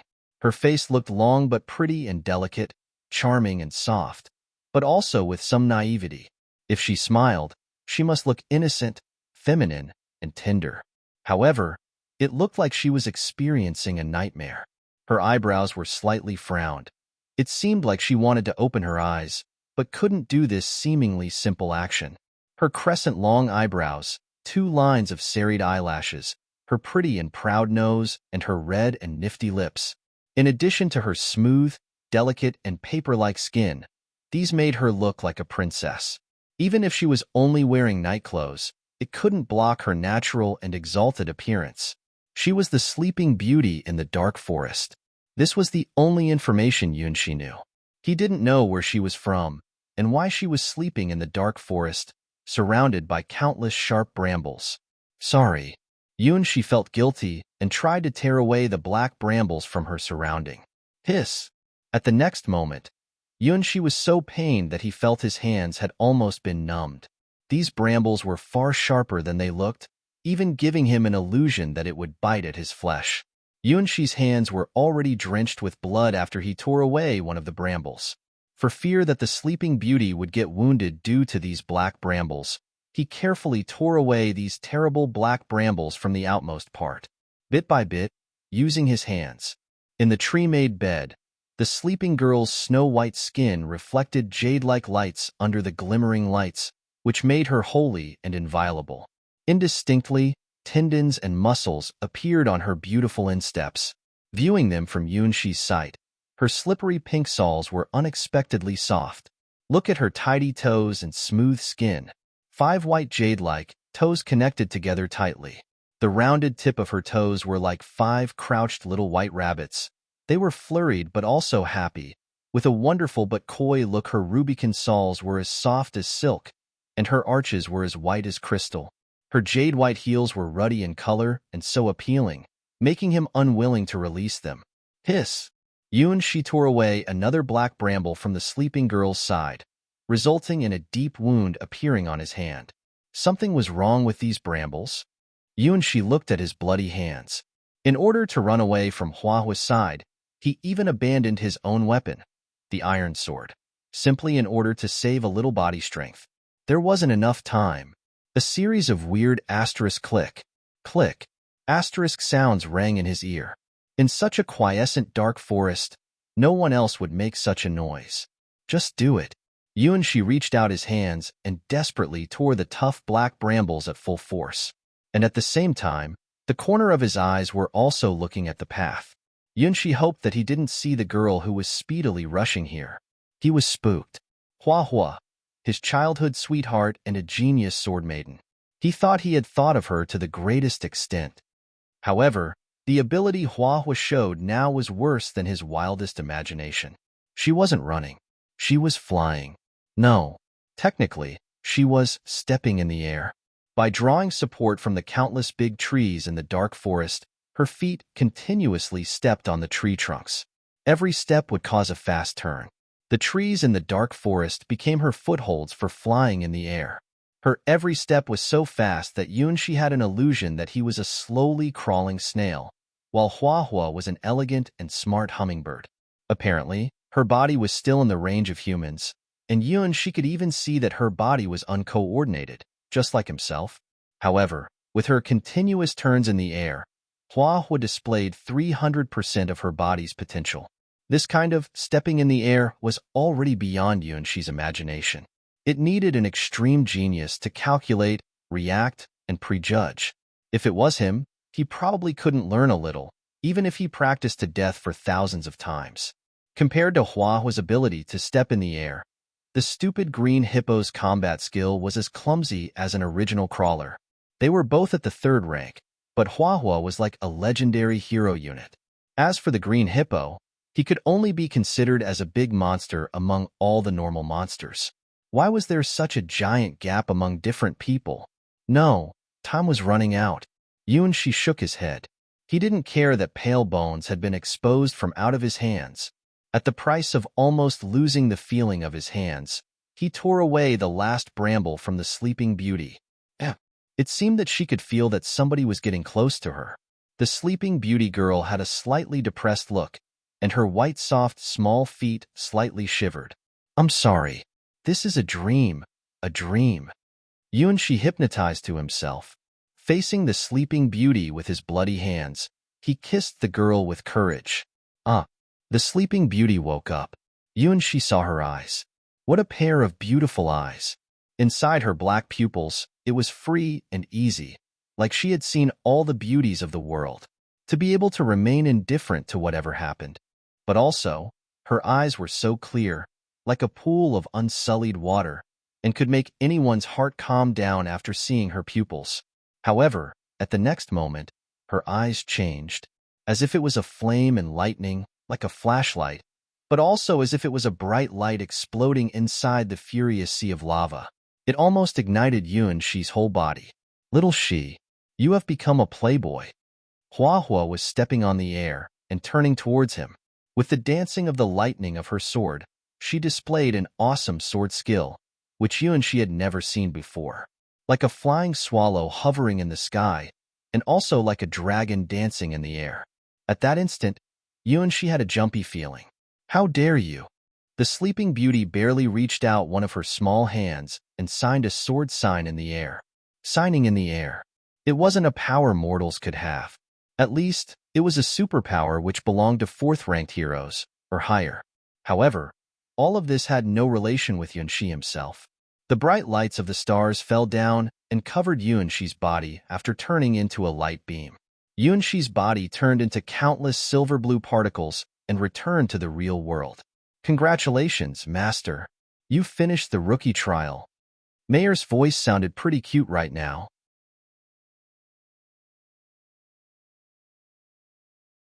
Chapter 14. 3 seeds. The light of the stars fell down. Star rivers and star clouds slowly rotated around Yuan-shi, giving him a gentle and warm feeling. Back. I'm back. Yuan-shi had the impulse to cry after seeing the warm starlights.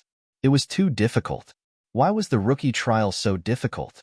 The first monster had the strength of a 3rd rank. It could kill him with a simple slap. In order to beat the damn hippo down, he died over 120 times, and then finally was able to kill it. After that, the second boss, the gatekeeper, was the first master he knew. She was the best sword genius in the town, the natural enemy whom he had no chance to win against.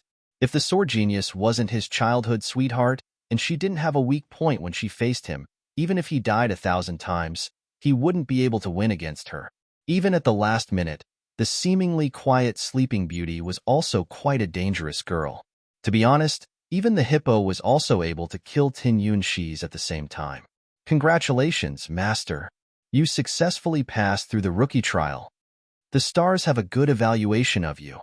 Mayor was awaiting him at the location of the stars. She happily ran towards Yunxi and directly gave him a kiss. Ah, wait. Yunxi was pulled down on the ground by Mayor, tasting her spellbinding kiss. Mayor's kiss was enthusiastic and filled with a sweet aroma. Compared to the kiss of the big sister and his other childhood friends, her kiss was far deeper and sexy. Where have you learned this? He didn't find any skill in Mayor's kiss, but her kiss was so intoxicating. You were great, Master. After kissing and licking Yunxi's face, finally, Mayor remembered her duty. Look, we had a great harvest. A light screen appeared in front of Mayor. It recorded Yunxi's performance during the rookie trial. On the screen, most of the video parts were of Yunxi and the green hippo fighting. His clash with his childhood sweetheart and the last kiss with the Sleeping Beauty didn't take up too much space, but they were continuously replayed. At the last image of the light screen, it was the evaluation of his rookie trial and the reward. Congratulations, Star Child. You finished the first step in your great trial. The first kiss was very important. The first kiss was one small step for you and one giant leap for the world. We will always accompany you. This time, please learn to use a better method to love and don't commit the same error. The star loving system will be open to you. Then, next was Yunxi's reward in the trial. Hippo's soul, 1 star. Increase. Toughness, vigor, and physical strength by a bit. Achievement. Plunderer of first kiss.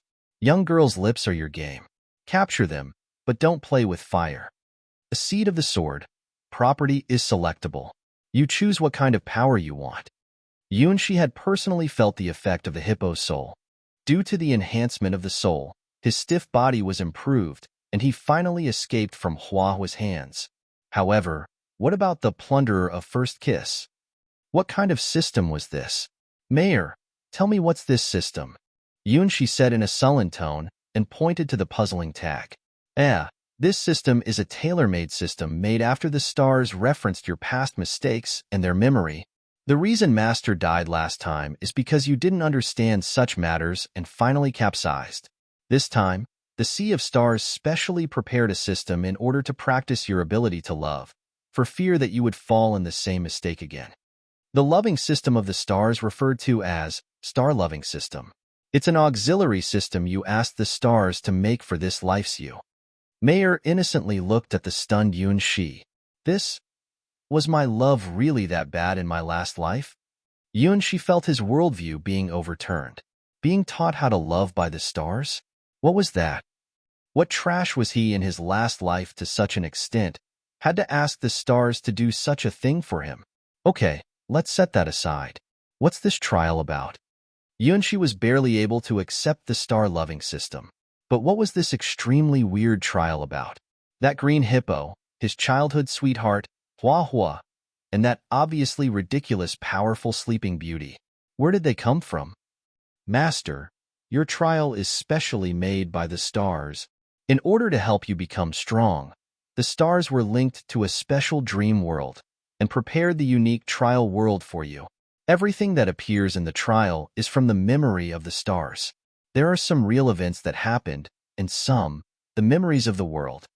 As for your opponents, they were specially drawn into the dream by the stars from nearest areas. Master, what kind of opponents did you face? From nearest areas. I see.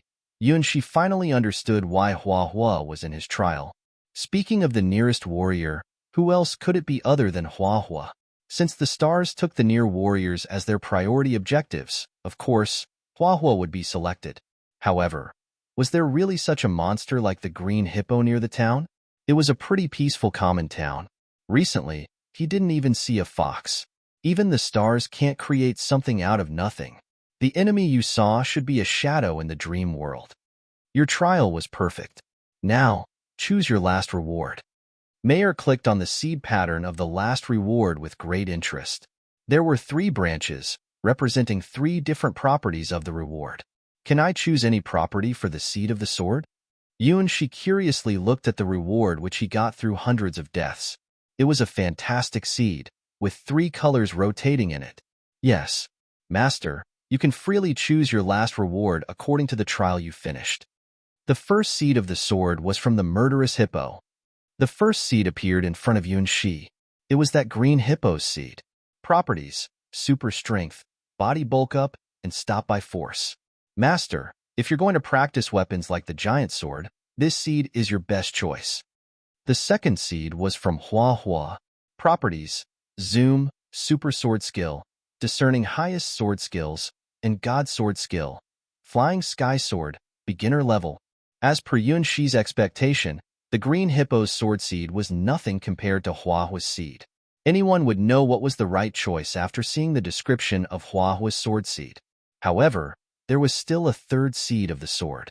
The last one is from the Sleeping Beauty. Properties: vacuum seal, cutting blade, void burst, and great circulation. Terrible. It was too terrible. Yunshi felt his back go cold with sweat when he saw the several abilities in the sword seed. If the stars didn't summon him back at the first moment he finished his trial, there would have been a bloody end waiting for him. The Sleeping Beauty. He didn't even know her name, but she was the strongest person he had ever seen. A true hero-ranked girl. No, it couldn't be that easy to get the power of a hero rank. What's wrong with this seed? She quickly calmed down after seeing the different properties of the 3 seeds. It was too abnormal. The properties of the 3 different seeds were at 3 different levels. The power of the green hippo's seed wasn't out of the range of a 3rd-rank monster. Except for its brute force, it had nothing good. Hua Hua's seed had infinite potential. Even by only considering the value of the god sword skill, flying sky sword, beginner level, it was 10 times better than the green hippo seed. As for the Sleeping Beauty, her vacuum seal, cutting blade, and great circulation were the abilities which only super-ranked beings were able to master.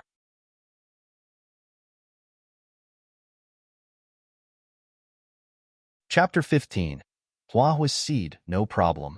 The stars absorbed the free energies in the trial and condensed them into the 3 seeds. They are perfect, Mayer said proudly.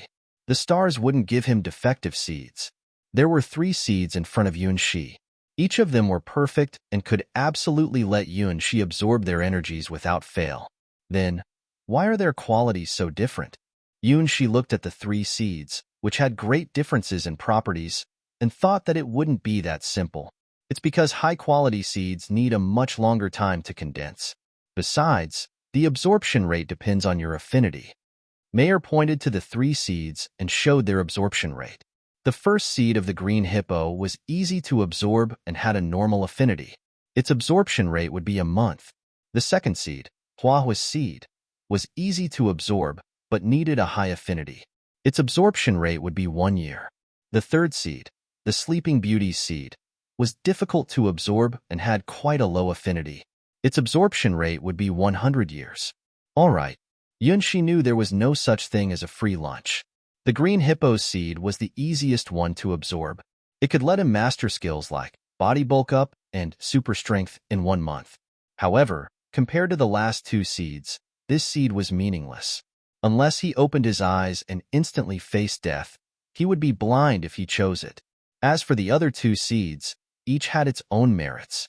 Hua Hua's seed had high potential and had the highest compatibility with him amongst the 3 seeds. Considering that this seed was condensed by the stars, based on Hua Hua's characteristics, it wasn't surprising to have such a special compatibility. The Sleeping Beauty's seed had the most terrible power, with the worst compatibility and the lowest affinity.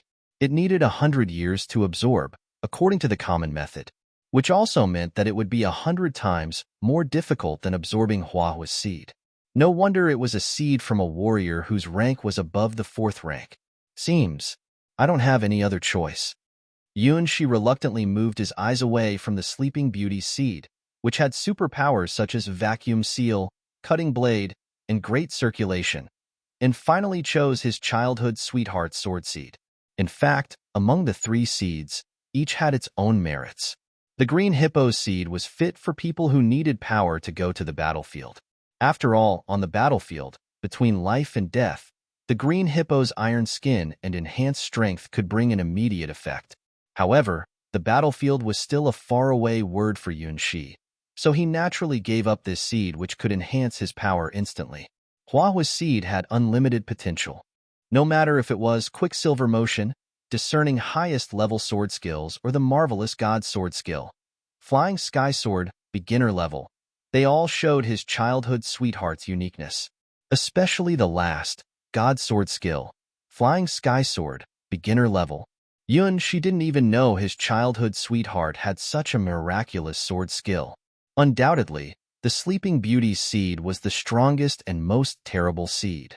Unfortunately, it was too difficult for Yunxi, no matter its compatibility or affinity.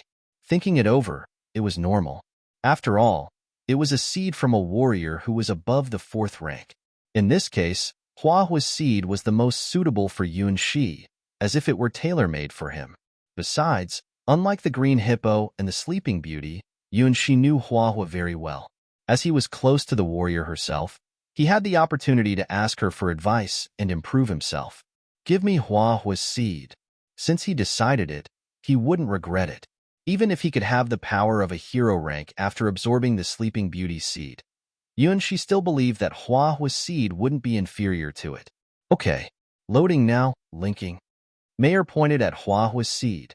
Then the seed flew to Yunxi automatically. Starting link with the seed. Open the image link. Open the port. Ready to absorb the mystical power of the seed. Code. Huahua. Yunxi had a fantastic feeling as he saw Huahua's seed flying into his body. It was as if there was an invisible, but real line between himself and Huahua. A series of understandings about various sword skills, which he would normally never understand, naturally appeared in his mind. As if all of Huahua's understandings about the sword were shared with him. Was this what Huahua's seed contained? He finally understood what the sword meant in the eyes of the genius sword girl, Huahua. The angle and time to brandish a sword, how to adjust the center of swords, and how to achieve quicksilver motion by quickly moving one's feet. It also included the flying sky sword, which Yunxi could only touch the edge of, but couldn't reach. The more he came in contact with the power of Huahua's sword through the seed, the more powerful Yunxi felt from his childhood sweetheart was. Her talent on the sword skill was definitely not only at the 3rd rank. Now, he only understood 1/10 of her sword skills. However, now he had the confidence to use the iron sword to kill that aggressive green hippo in only 3 strikes. Huahua's seed was so powerful. Now, what's my swordsman rank? Yunxi felt good about himself after receiving Huahua's seed. Well, you should have reached the 3rd rank at your combat reflexes on the sword. But master, your body is still at the 1st rank. At the next trial, you will meet with more enemies. Later, don't forget to hunt and get more souls to enhance your body. Mayer gave him a fair appraisal after evaluating Yunxi's current status. Yeah, a 3rd rank sword intuition with a 1st rank body. Yunxi murmured, and for the first time, felt something magical about the love system of the stars. Become strong by loving. It seemed that this was the road the special trial system wanted him to walk on. Looking at his seed and finding that it was only processed to 10%, Yunxi couldn't help but imagine the power he would have after the absorption is complete. It was worthy of being Huahua's seed. Its potential at 10% had given him a 3rd rank combat intuition. Master, we should go. The next trial will be in 1 week. Let me warm your bed. Mayer expectantly looked at Yunxi. This was her most anticipated happy moment. A fairy who could help him warm his bed. He never had such a fantastic creature. Sunlight came in through the window and illuminated the bed of the 2nd floor of the bread shop. Yunxi naturally opened his eyes. Mayer? Yunxi asked, and an unexpected terror and shivering spread throughout his body. Not only that, he was completely exhausted. Splitting pain clawed through Yunxi's body. Ah! Yunxi's scream rang in the tiny room, and he huddled his whole body on his bed like a big baby. If it wasn't for the breathing method that ran itself automatically and helped him balance his body, he would have fainted. The trial needed a price, But the stars helped Yun she shield most of the negative effect from the trial. However, after he returned to the real world, they bursted out together in a flash. If he hadn't absorbed 10% of Huahua's seed, the pain would have overdrafted his limits and would have made him lay in bed for 10 days. Mirror, you should have warned me earlier. Yun she laid on his bed and almost vomited. Woof! The star fairy was in the form of a little golden dog. She reached out her paw and helped Yun she wipe his sweat. You can't turn into human form? Yun she was a little confused after finding out that Mayor couldn't turn into a beautiful girl in the real world. Woof! The little golden dog, Mayor, nodded first, then stretched out her fluffy little claw and rode in the air. Temporarily, I can't. But Master, you can transfer your star power into my body after you become stronger. By that time, I can turn into my human form.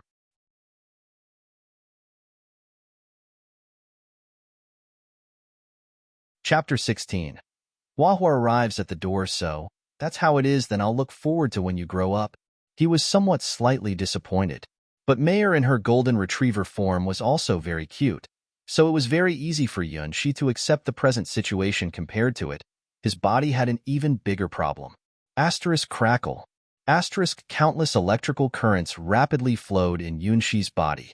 The exhaustions, fatigues, and side effects, as the aftermath after he fought 121 rounds with the green hippo, followed with the deathmatch and fleeing from Huahua, finally bursted out in one breath. It hurts. It hurts. It hurts. It hurts. It hurts. From his fingertips to the tip of his toe, from the top of his head to the furthest part of his spinal bone, all of his muscles and nerves were howling, wailing, twisting, and convulsing. Master, take a deep breath quickly. Mayor's small paw reluctantly carved a fainter and hollow character. It was as if using this ability would consume her spiritual force greatly. Huff, ha, huff, ha. Following Mayor's guidance, Yun Shi began to apply the sword art seed and using the breathing method he learned from Huahua. At first, merely keeping his breathing rhythm like this was extremely difficult. Had Yun Shi only relied on his half-completed breathing rhythm his eyes and ears learned from Huahua's breathing method, he would definitely have failed halfway. Fortunately, what Yun Shi learned now was the true and genuine sword art seed that carried along with it other methods of which he didn't know how many levels higher compared to his half-completed breathing method was. It was maybe close to a secret and perfect mortal-grade breathing method. Huff, ha ha, huff, ha ha. The rhythm was that for each breath he inhaled, he must exhale twice. Due to every part of his body being in pain, along with each breath taken, his organs absorbed his body fluids, which will then be dissolved in his chest and abdomen. Afterward, a strand of warm heat slowly flowed and spread out from his stomach and chest, healing the distorted nerve network and muscles in Yun Shi's body. For each breath he took in, Yun Shi could feel that the balance in his body became more splendid. Even his life force was strengthening. This was, without a doubt, the highest mortal grade breathing method and the most secretive amongst them, too. In the trial, he had tempered himself and experienced 120 deaths before he was finally able to fully adapt to the situation. Had it been Huahua, she would have fully adapted within several breaths.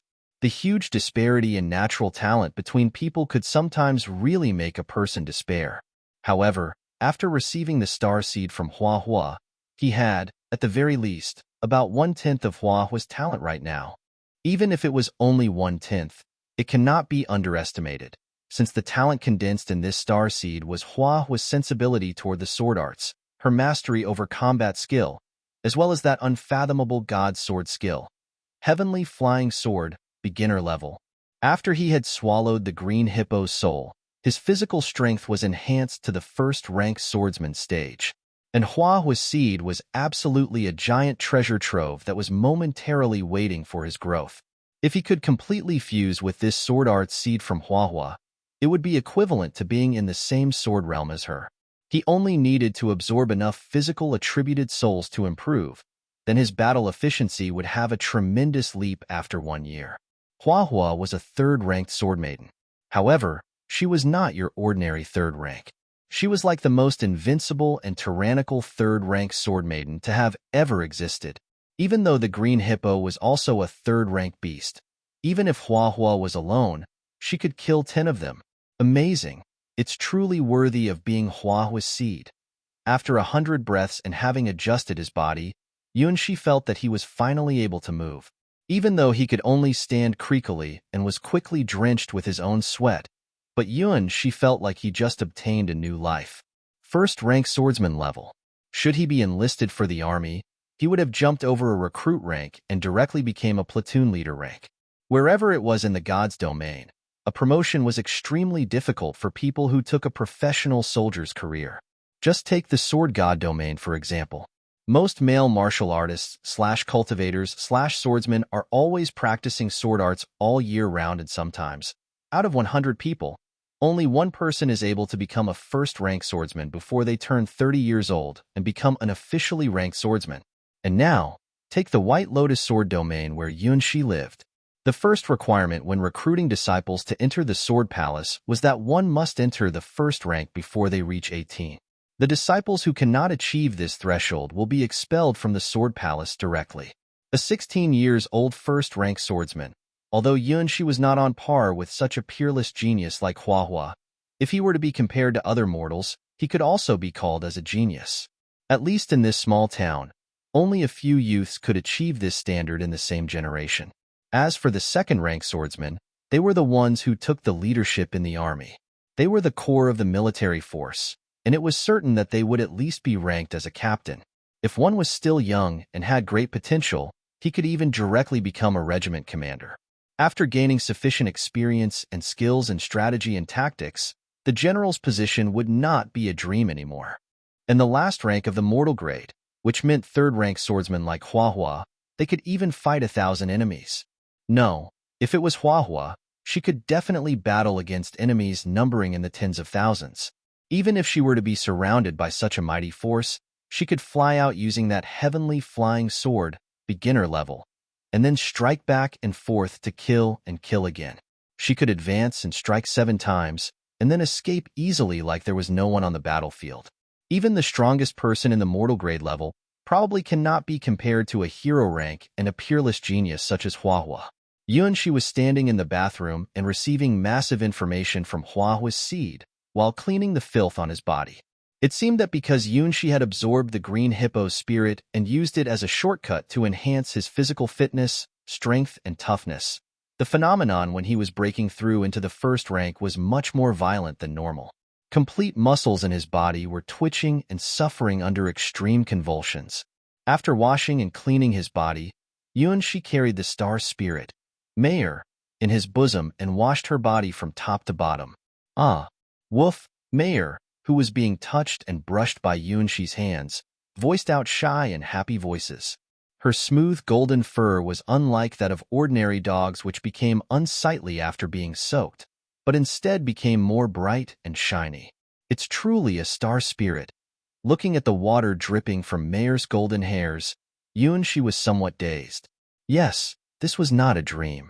The occasionally twitching muscles he had, as well as the feeling of embracing this cute little golden retriever, clearly told him that this was not a dream. Ever since the night that he dreamt of that falling star, his life changed and became completely different from the past. He had inherited the legacy left by his previous reincarnation, but he, at the same time, also had to bear the consequences of his past lives' pack of lies. There was a dreadful 7th-rank apostle that had already descended to the sword god domain and might have started to search him all over its territory. Once he was to be discovered by that 7th-rank apostle, he would fall into a situation beyond redemption. This was absolutely not the same as tempering himself in that simple trial, of which he could resurrect again. Just thinking about what he saw in his dream, those 4 powerful ex-girlfriends in the starry sky, made him shiver. He didn't dare to imagine how miserable he would be if he were to fall in their hands. Mayor, what will happen in the future? As he lifted the star spirit with his hands, Yunshi sighed deeply. Woof! Mayor, who was unable to speak, stretched out her small tongue and licked Yunshi's wrist and let out a crying voice. Well, since you believe in me, so I must believe in you too. If I truly am the Star Child, then I'm the only who can change my own destiny. While looking at Mayer's bright, pure big eyes, Yunshi set firm his resolve and embraced the puppy star spirit, wrapping it with the bath towel, and then went out of the bathroom. Good. I will start practicing. Upgrading. Yunshi had not even started to practice when his bedroom's door sounded with a bang, sound from being kicked. Little Shi, get up quickly. A sword Shi flashed and Yunshi's blanket flew into midair. This move was the perfect fusion between the speed and the motion trajectory of the sword blade. Had Yunshi still been under the blanket, he wouldn't even find out that this was done by a sword. For someone who practices sword arts, this move had already reached the peak and gone beyond the limit of an ordinary person. Well, it was very obvious. To be the one who can produce such a move, that would be none other than his childhood sweetheart, Hua Hua. Hua Hua, what make you visit my home so early this morning? Speaking while embracing Mayer, Yunshi spoke with a trace of guilt at his childhood sweetheart, who was standing at his door. Mayer didn't say anything about this. The trial was guided by the stars, and the scenes in that special dream world were unlikely to be related to the outside world, right? As long as the trial was over, the people that were involved in the trial would naturally get out of that dreamland, and like spring dreams, there should be no traces left, right? Then again, seeing the menacing looks from his childhood sweetheart, could it be that she was aware of it?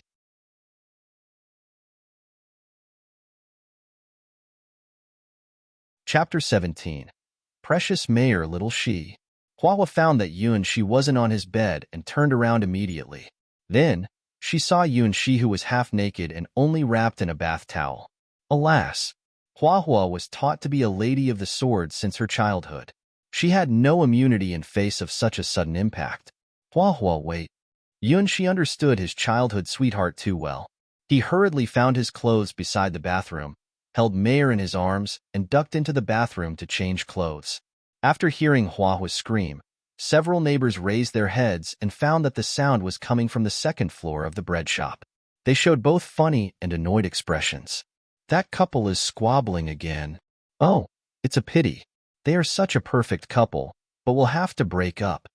Several young boys of our town have quietly cried several times. If it's possible, I want to see little Yunshi's and Hua's wedding. Hua brandished her long sword in front of Yunshi. She showed her fantastic sword skill to cut down an unlucky mosquito's legs. What should I explain? Yunshi's eyes followed Hua's sword up and down. In the past, he didn't understand it, but now he found that Hua's control over the force of her sword had already reached its peak. If she wanted to cut down the mosquito's legs, she would never touch the mosquito's wings. When Hua cut down the mosquito's slender legs, it was still flying. Buzz? When the mosquito found that something was wrong, it had flown several meters away and knocked into the wall. You betcha. Of course, I mean those several foxes who dared to attract you. I had a dream. I don't remember it clearly, but you became a playboy in it. Yunshi? No. It's just a dream, Hua. Fastening on the stars as his shield, Yunshi lied fearlessly. To be precise, it wasn't a lie. For Hua, who was unintentionally involved in his first trial, it was just a dream. So, in truth, a lie was the best explanation.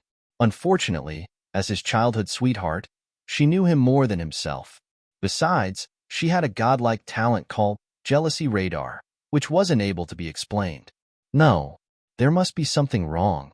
I won't have a dream for no reason. Tell me, who is she? Where is she from? How many people are there? Hua blocked Yunshi's way in a threatening manner. Her expression showed that she wouldn't give up until he told her the truth. You've got it all wrong. There is only this little dog staying with me. Yunshi had to lift up Mayer as his shield to defend Hua's homicidal eyes. Woo! Mayer showed a pitiful look as she was lifted up by Yunshi. It wasn't a play. It was her true feeling. Compared to Yunshi, who knew nothing about famous dogs, Hua's knowledge had a broader range. So after she looked carefully at Mayer in Yunshi's arms, she showed a look of disbelief. Little Shi, when did you start to feed a dog? Especially such a rare dog. To my knowledge, it's a special royal golden retriever from the Western Gods' domains, and would never grow up. What Hua didn't say was that such a golden dog was a priceless good in the Western Gods' domain, and often had none for sale. In the entire Western God domains, only several royal families with the longest history had this kind of special, never-growing golden dogs. Every year, there would never be over 20 of these dogs on sale, and sometimes there were only 8 or 9 dogs on sale. Their total amount had never exceeded 1,000. It wasn't contempt, but even if Yuanxi were to sell his whole bread shop and the land, he would still be unable to buy a toe of this pureblood royal golden dog. It was said that there were special blessings inside this kind of golden dog's blood. They would give special luck and fortune to its master. So, normally, they wouldn't train it. In the highest circles of the Western God domains, these never-growing golden dogs were always a symbol of high status. They were more precious than any diamond or gem. Every year, countless princesses, princes, and dukes wanted to one of these, but they never succeeded no matter what their method or relation was. No, I just found this homeless little dog last night on the roadside. Doesn't our town also have dozens of golden fur dogs? She looked at Mayer in his arms as sweat beads dropped down from his forehead. A homeless little golden dog? Huahua's expression looked like she was saying, "Don't kid me." Would any homeless golden little dog have such pure golden fur? It looked like real gold, the symbol of fortune and luck. Would the dogs in the town have such a pair of pure, black, gem-like, addicting eyes? Some stupid big yellow dog would never have such a special charm to catch everyone's eyes naturally. Maybe the local people of the Sky Sword domain didn't know it, but how would she misjudge it? This royal golden dog was known as a golden fairy, a fantastic creature everyone dreamed of in the Western God domains.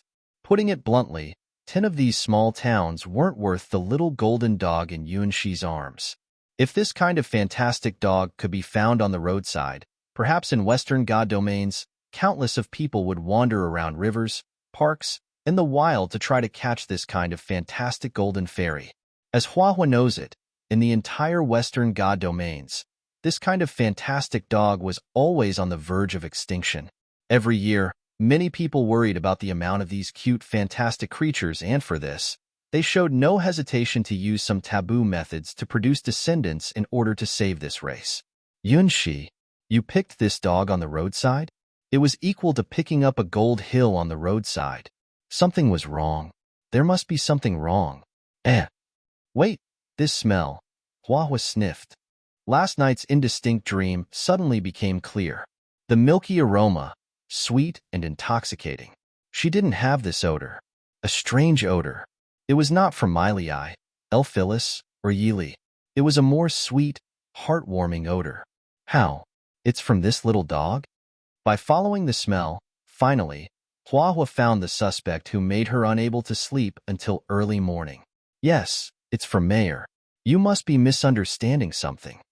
This time, Yuanxi was so thankful that Mayer was in his bed in the form of a little golden dog.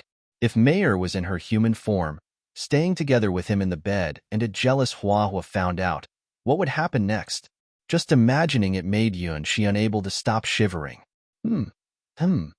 It's really from this little dog. Huahua sniffed and finally relaxed. However, in this way, this little golden dog who was named Mayer was even more valuable than before.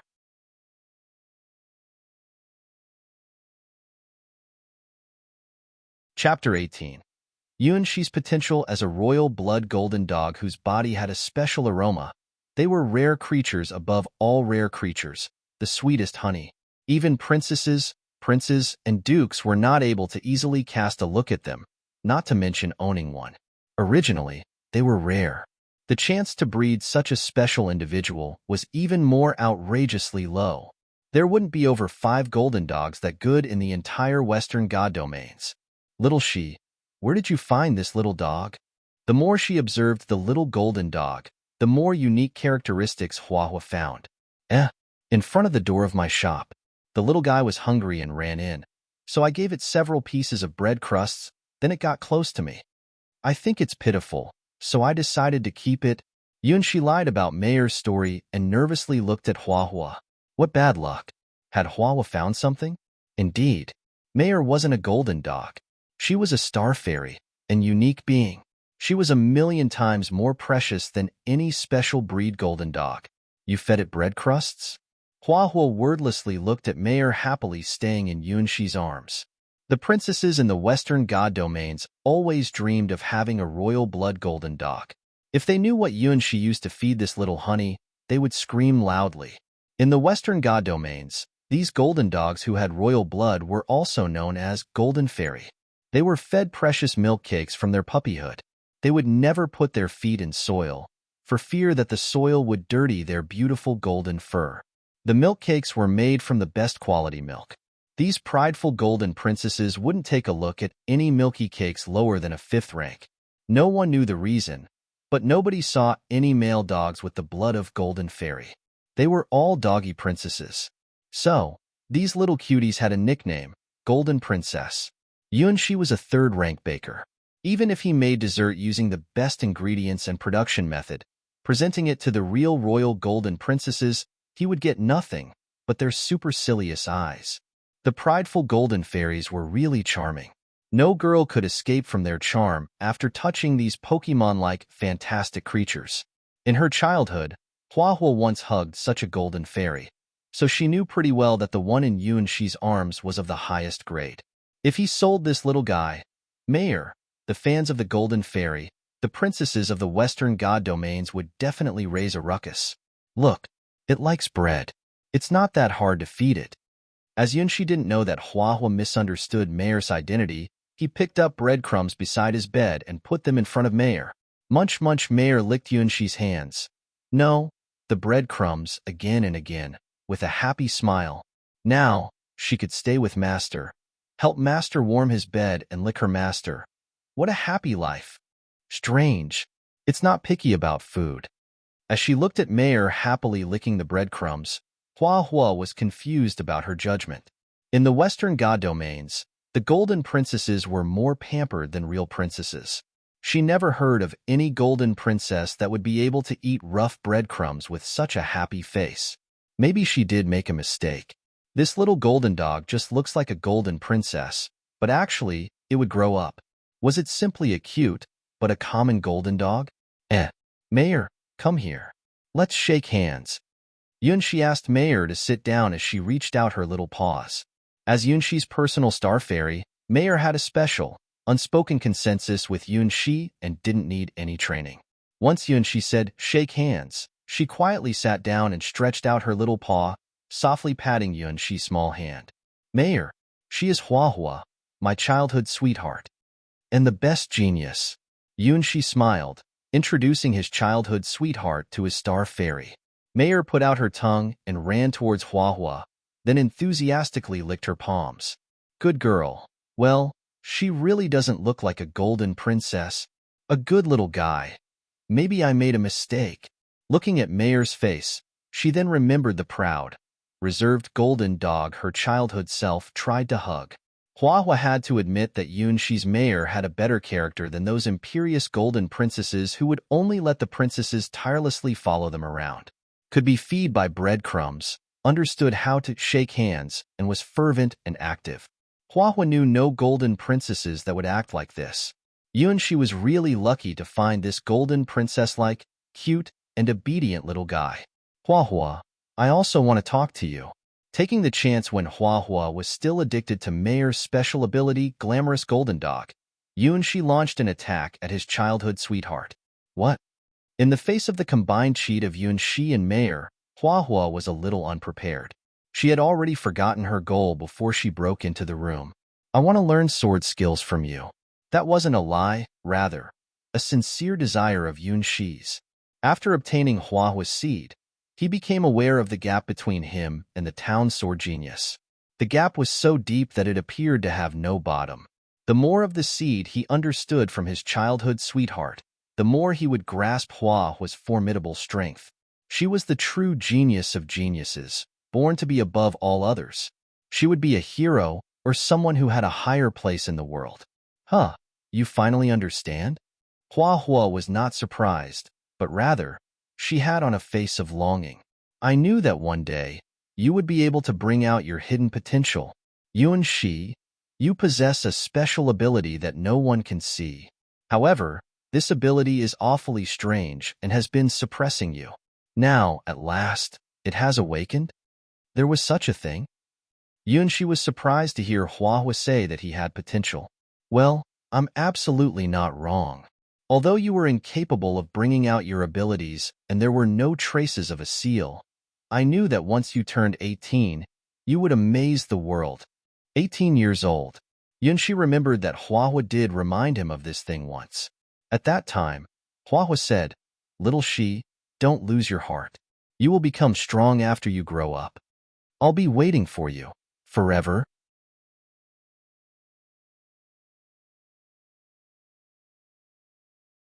Chapter 19. Accelerated Seeds. With the "closed for today" sign hung in front of his shop, Yunshi was jogging while holding Mayer in his bosom along with Hua toward the river outside of the town. 1, 2, 1, 2. Yes, that's it. Maintain the breathing rhythm. Adjust your pace. Excellent. Hua looked at Yunshi, who was running beside her, with a rare happy expression on her face. At this moment, Yunshi was practicing the breathing method which she had been diligently trying to instill into him. This is all thanks to you. Yunshi sincerely thanked his childhood sweetheart. Without this breathing method, it would have been impossible for him to win the death match with the green hippo and do such a splendid performance. Regarding her praise, Yunshi was actually very ashamed. The reason he could perfectly execute this breathing method was completely because he had absorbed the memories of sword arts from Hua's seed.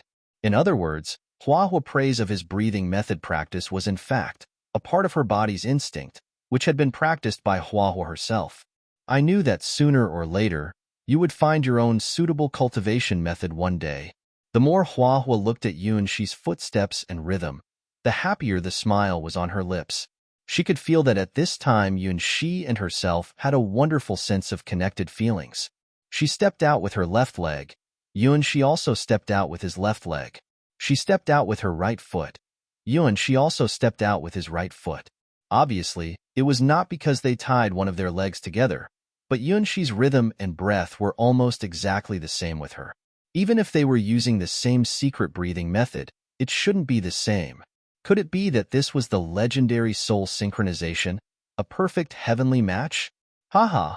Looking at Hua's overjoyed expression, Yunshi felt some kind of guilt. However, at the same time, he also realized some strange signs. Was this an illusion? Did running together with Hua and synchronizing moves and breaths, timing with her really made the seed absorption accelerate? The answer to this question, after running together along the small river outside the town and practicing Hua's sword technique at her secret training place, became even more obvious. In the clear water stream, a few small fishes were leisurely swimming as the tinkling sounds of water accompanied the sounds of the breeze blowing through the trees. The small birds chirping made the early morning at the riverside brim with life and vitality. Come, Yunshi. Try the sword first. Hua threw the sword on her back to Yunshi as she broke the nearby branch and palm-knifed the branch, cutting it several times to make a wooden sword stick that was the same length as her sword. Okay. After receiving Hua's seed, Yunshi knew clearly about Hua's great ability on sword arts better than anyone else. Let alone using this wooden sword stick, even if she was empty-handed, she would still be powerful. Between the first rank and third rank, even though the disparity was actually really big, at least it was still within the limits of the mortal body. So theoretically, skipping a rank to challenge the upper rank was feasible. However, this didn't apply in Hua's case. The Quicksilver Steps, the comprehension towards many kinds of supreme sword arts, and the heavenly flying sky sword, beginner level, were all Hua's skill. These were the strongest skills a mortal warrior could have. Even Yunshi thought that there couldn't be anyone else who had it. I'm coming. Feeling the seed in his body becoming more active, Yunshi then moved first to rush forward and attack Hua. Using his toes' strength and his soles to grip the ground, he rapidly moved, resulting in the outbreak of fantastic speed in a flash. This was the most powerful instant movement technique in the mortal grade. Flying Sky Swallow Swordsmanship. This was one of various sword arts mastered by Hua, one of the most nimble and flexible sword arts that had 3 flying swallows moves along with its speedy, but effective unique technique. Yunshi, at the time that he killed the hippo, he had fully utilized these 3 sword strikes at the last minute and these 3 flying sky swallows moves were exactly what he was displaying now.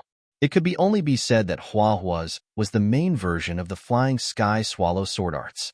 The contraction movement, coupled with the flying sky swallow sword arts, were the battle skills Yuanxi had initially mastered from Hua Hua's seed.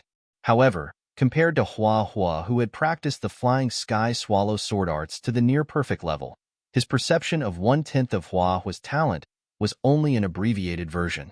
As for Hua Hua's most powerful and most terrifying skill, the godly sword skill, heavenly flying sky swallow, beginner level, Yuanxi was not even able to comprehend its threshold until now. He didn't even understand how the mortal-ranked Hua Hua could grasp this unfathomable hero-ranked sword technique. Flying sky swallow, great. Seeing Yuanxi adeptly execute her sword skills, Hua Hua was pleasantly surprised.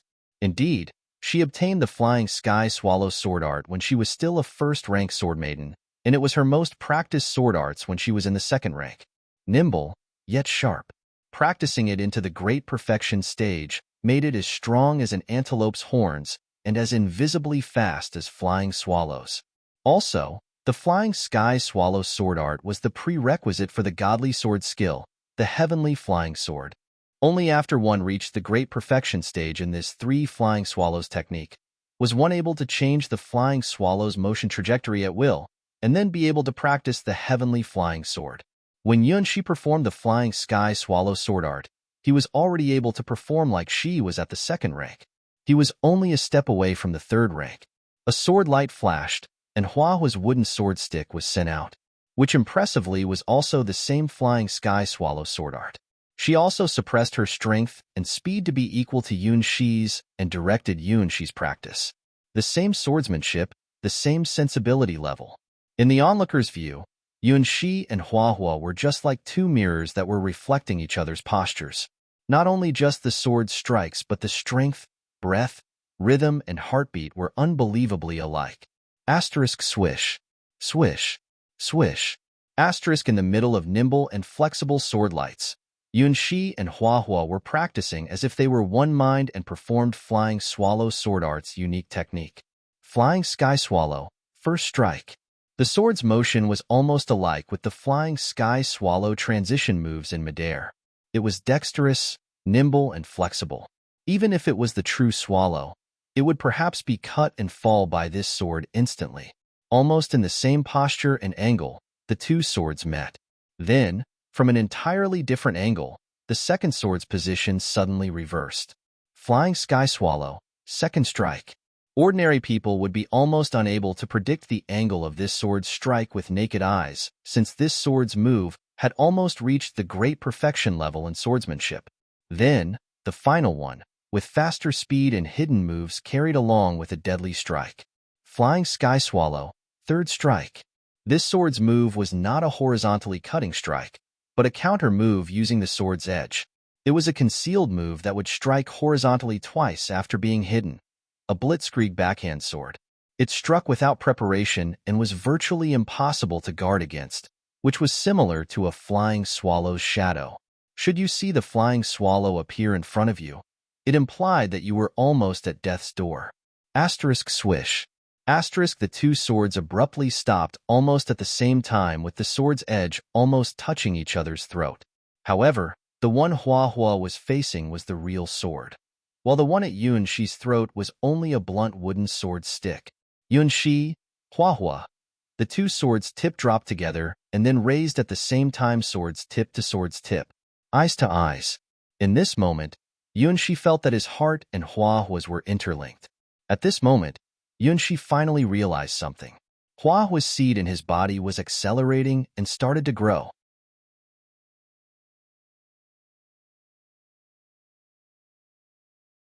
Chapter 20. Jealous eyes. It was not an illusion. The seed was really growing rapidly. Its pace of growth was 10 times faster than usual. Yuanxi could even see its rapid growth with his eyes. At the beginning, when he just finished the trial and woke up in his room, the completion of Hua Hup's seed was about 10%, which was quite fit to be the last reward of the star trial. However, as he did 3 continuous attacks using the flying swallow just now while practicing with Hua Hua, the completion of the seed suddenly rose to 15%. If it were via the normal method, he should have achieved this only after half a month. Little she, you have awakened your talent on sword skills? Hua was smiled like the spring sunshine and summer fireworks. It was very bright and resplendent.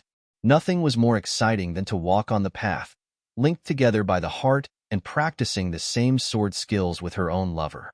Certainly, Yunxi and herself were a pair of natural lovers, and no one could separate them. She firmly believed that someday Yunxi would amaze the world.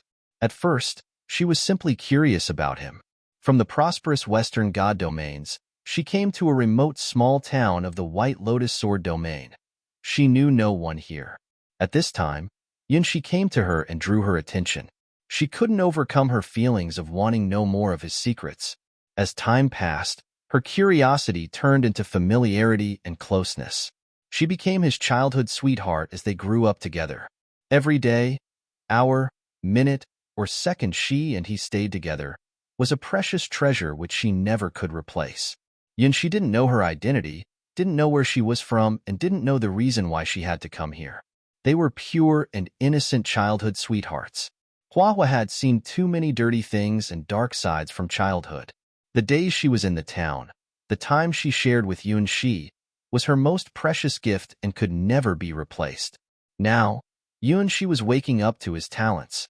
She was proud of him and felt happier than anyone. This was her Yunxi, her childhood sweetheart, the person who held her hands and grew up together with her. So I hope you can teach me sword skills. Referring to the talent about sword skills, Yunxi felt ashamed. If he did wake up his talent on sword skills as Hua said, he wouldn't be like he was. He took another secret glance and found the completion of the seed had already grown to 17% and started to stabilize. He felt he had understood Hua's understanding about sword skills and the secret of quicksilver motion. Even the beginner skill, God's sword skill, flying sky sword, which was within his sight, but beyond his reach, he also grasped little clues of. All these were continuously absorbed by Yunxi through the 17% process seed. The loving system of the stars, did it mean, through Hua and his sword practicing, Yunxi vaguely grasped something. Again, Hua smiled sweetly and raised her wooden sword. All right. Yunxi also raised his wooden sword, filled with anticipation. Again, he didn't need any hints. Yunxi heard Hua's seed emit a pleasant hum. This seed he got from Hua was like a little life who was buried in the earth, hearing the sound of the coming spring. It tried its best to take root and sprout, wanting to break out from the soil. With the dancing light of their two swords, Yunxi once again clearly felt how the seed was growing in their pair exercise. As he got more closer to Hua, he had a higher closeness with her, and more invisible lines extended out from his body. His absorption of Hua's talent grew faster, along with his understanding of sword skills. He finally understood that the seeds could be accelerated in this way. No wonder the Trial of the Stars said that Hua's seed was easy to absorb, and he had a very high affinity with it. If he chose the Sleeping Beauty's seed at that time, and had also found a way to get in contact with this powerful girl from nearby the town in the real world, he could also improve the pace of the seed's growth this way. Yunxi imagined it for a second. He thought if so, maybe it wouldn't take him 100 years to absorb the seed. Of course, this was just his wishful imagination. Till now, he still didn't know a girl who had the abilities of vacuum seal, cutting blade, void burst, and great circulation, or who the Sleeping Beauty was. He was just the second-generation successor of the bread shop. It was impossible to get in contact with such a warrior at the hero rank. Keep focused, little she. Settle your mind as still as water. Then you can reflect the shadow of swallows. Yunxi just imagined the seed of the mysterious Sleeping Beauty and Hua's childhood sweetheart's jealous radar immediately launched. At the same time, Yunxi found the improving speed of the seed suddenly began to fall, which meant that the link between Hua and himself had a serious failure. I know. Yunxi immediately tried to forget the Sleeping Beauty, especially her little snow-white feet and soft pink lips, and began to focus on the practice. Flying swallow, first strike, second strike, third strike. The completion of the seed continued to rise. 18% done, 19% done, 20% done. After 3 continuous updated points, the acceleration of Huahua's seed finally stopped. It wasn't that the seed had problems, but simply because Yunxi's body was unable to absorb any new sword skills from Huahua. Yunxi's first-rank body has become the biggest cork to improve himself. Huahua's seed gave Yunxi power in the spiritual dimension, but wasn't directly enhancing his body. Well, that's all for today. Huahua seemingly had found that Yunxi had reached his limit, so she decisively stopped their practice. Well done, little Shi. I can assure you that you are the strongest first-rank swordsman in the town. Thanks. Sorry for troubling you. Now, it showed how big the gap was between a third-rank body and a first-rank body. They used the same swallow strike dozens of times, but Hua was still kept on her normal pace. She wasn't even sweating. However, Yunxi was already sweating all over and almost used up all of his physical strength. Because he continuously used the Quicksilver steps, his feet had twitched many times. Don't worry, take it easy. There's plenty of time. Hua stretched out her hands and drew out her handkerchief, then gently wiped the sweat off from Yunxi's forehead. Aha, this is my childhood sweetheart. Talented, but never relaxed. Strong, but also gentle. Simultaneously holding the advantage as an actively twin-tail girl and a madwool maiden. If she wasn't that jealous, she would be more perfect. Yunxi sighed but didn't find that in the nearby woods. A pair of jealous eyes were looking steadfastly at this pair of lovers.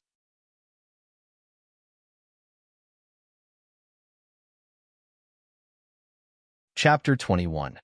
Coming with evil intent, the early morning mist had dispersed as the golden sun stretched its rounded body and leapt over to the east horizon, emitting countless golden lights, shining over all myriad things in the heavens and on earth.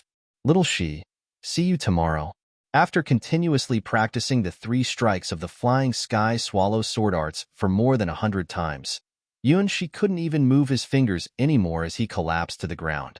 Huahua cheerfully waved goodbye to him and ran all the way back to the town.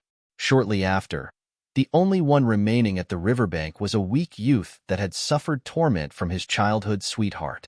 He looked at Mayer dispiritedly, seemingly like a teenager who lived his life without love, while the golden retriever puppy was licking the juvenile's cheek. Huahua is really too strong. I have clearly said. I don't want it. Completely exhausted and nearly experiencing an out-of-body experience, Yunxi's hands and feet assumed a posture like a big sign. He didn't even have the strength to pick himself up. Practicing sword arts with Huahua, a first rank against a third rank, he really courted his own death. Presumably, in Huahua eyes, even if there were 100 Yun's eyes, it would only take a few sword brushes to beat them. The fact that she can be this patient and spend great efforts in helping an opponent, whom she could instantly kill, practicing sword skills with, was completely because they had a relationship as childhood sweethearts. Mayer, am I too weak? He was barely able to stretch out his hand to look at the vibrant sun from between his fingers. Yunxi felt like he was a fish on a chopping block which suffered serious dehydration and would soon be hung up. Woof! Mayer looked around to confirm that nobody was here and ran all the way to Yunxi's side to hold her small paw to his forehead. At the next moment, a golden brilliance emitted from Mayer's paw and slowly seeped into the Yunxi's body, making it warm. This was vitality power. Yunxi easily recognized the kind of energy that was being injected into his body. The golden fairy brought blessing and luck, the golden fur princess. Mayer actually had it, far more than this. At present, just because Yunxi was too weak and couldn't obtain more star force, he couldn't even say anything. Sigh, cough, thank you. After getting Mayer's treatment, Yunxi suddenly felt that more than half of his physical strength had been restored, especially because of the continuous display of the flying sky swallow's 3 consecutive strikes. It made his hands unceasingly twitch, as well as almost causing him to completely lose his senses to move and control his feet. The greater part of it now was cured by the golden light, although it was still quite far from his peak condition, but at least he was not in a salted fish-like state. Asterisk crash bang. When Yunxi was about to get up, a figure with a pale complexion slowly came out from the direction near the woods.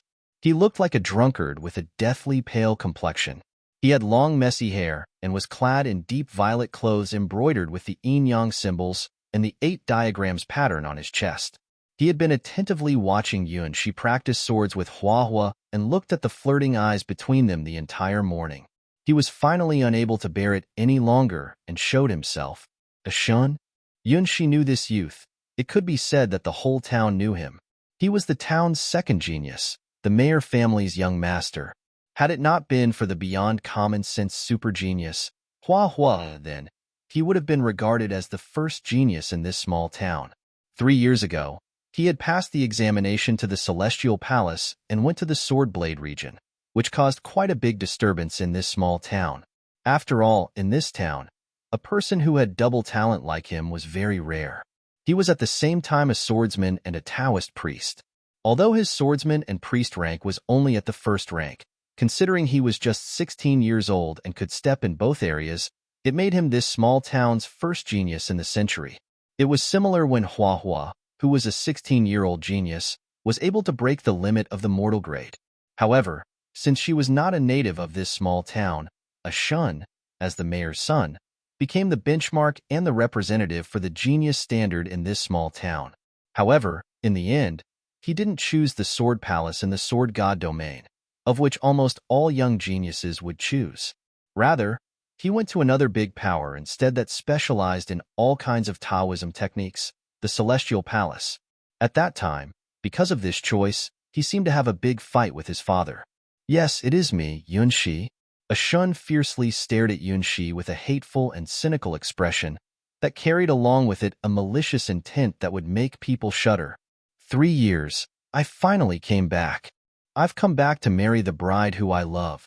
Your bride? Yun Shi somewhat felt some kind of bad premonition. He recalled that for a period of time, before Hua Hua had yet to show her otherworldly talent and shock everyone, Shin and Hua Hua were once called by this small town's inhabitants as the twin stars. For such an ordinary small town, to be able to step into this grade at this age was worthy enough to be great geniuses that should be recorded in the book.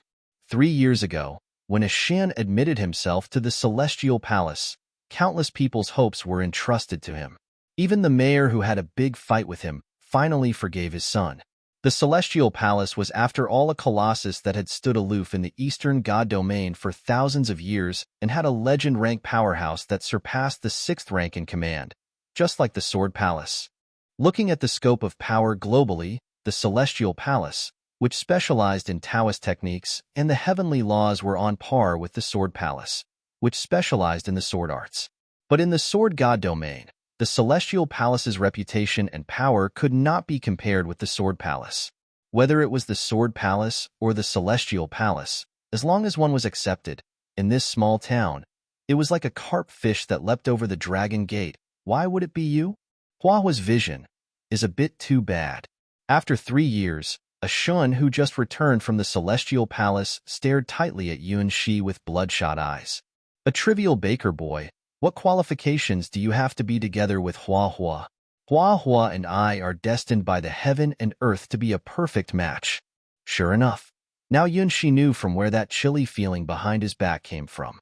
A shun, despite being hailed as this small town's second genius, had always been narrow-minded and was not a likable character.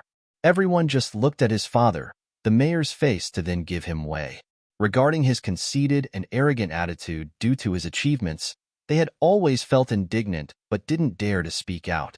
Only Hua Hua, who moved to this small town later, never gave him any face and even beat him many times to teach him a lesson. Who would have thought that this treatment unexpectedly sparked a shun's interest in Hua Hua before he took the test to get admitted to the Celestial Palace? Not the slightest opportunity was left out when he tried to pester Hua Hua, although the results had always been a downright tragedy. Only, Hua Hua disregarded him and didn't care whether he was the mayor's son or not. This small town's genius of the century beat him unmistakably to let him reflect on himself. This situation continued until a shun was finally admitted to the Celestial Palace and only ended after he left this small town. Unexpectedly, 3 years later, a shun came back and it seems that he hadn't given up on Hua Hua. 3 years ago, I knew that Hua Hua would be the most dazzling star, and I would never be her opponent if we were to compare sword arts talent. So I chose the celestial palace in order to obtain Huahua's heart with my strength. Now, I'll make you know what real strength is. With bloodshot eyes, Ashan stretched out his fingers and blew a whistle. Asterisk boom. Asterisk asterisk boom. Asterisk from the other side of the river. A huge monster with a forest-like skin color marched with strength and speed that could make people tremble. Along with it came a gushing and suffocating pressure.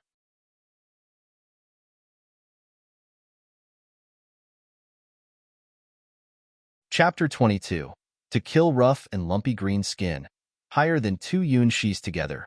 Even its legs were higher than Yunshis. In addition to its swinging small tail, it had 4 gleamingly sharp teeth when it opened its mouth. The green hippo. Yunshi finally understood what the monster that made him die again and again in the rookie trial was, and where that monster came from.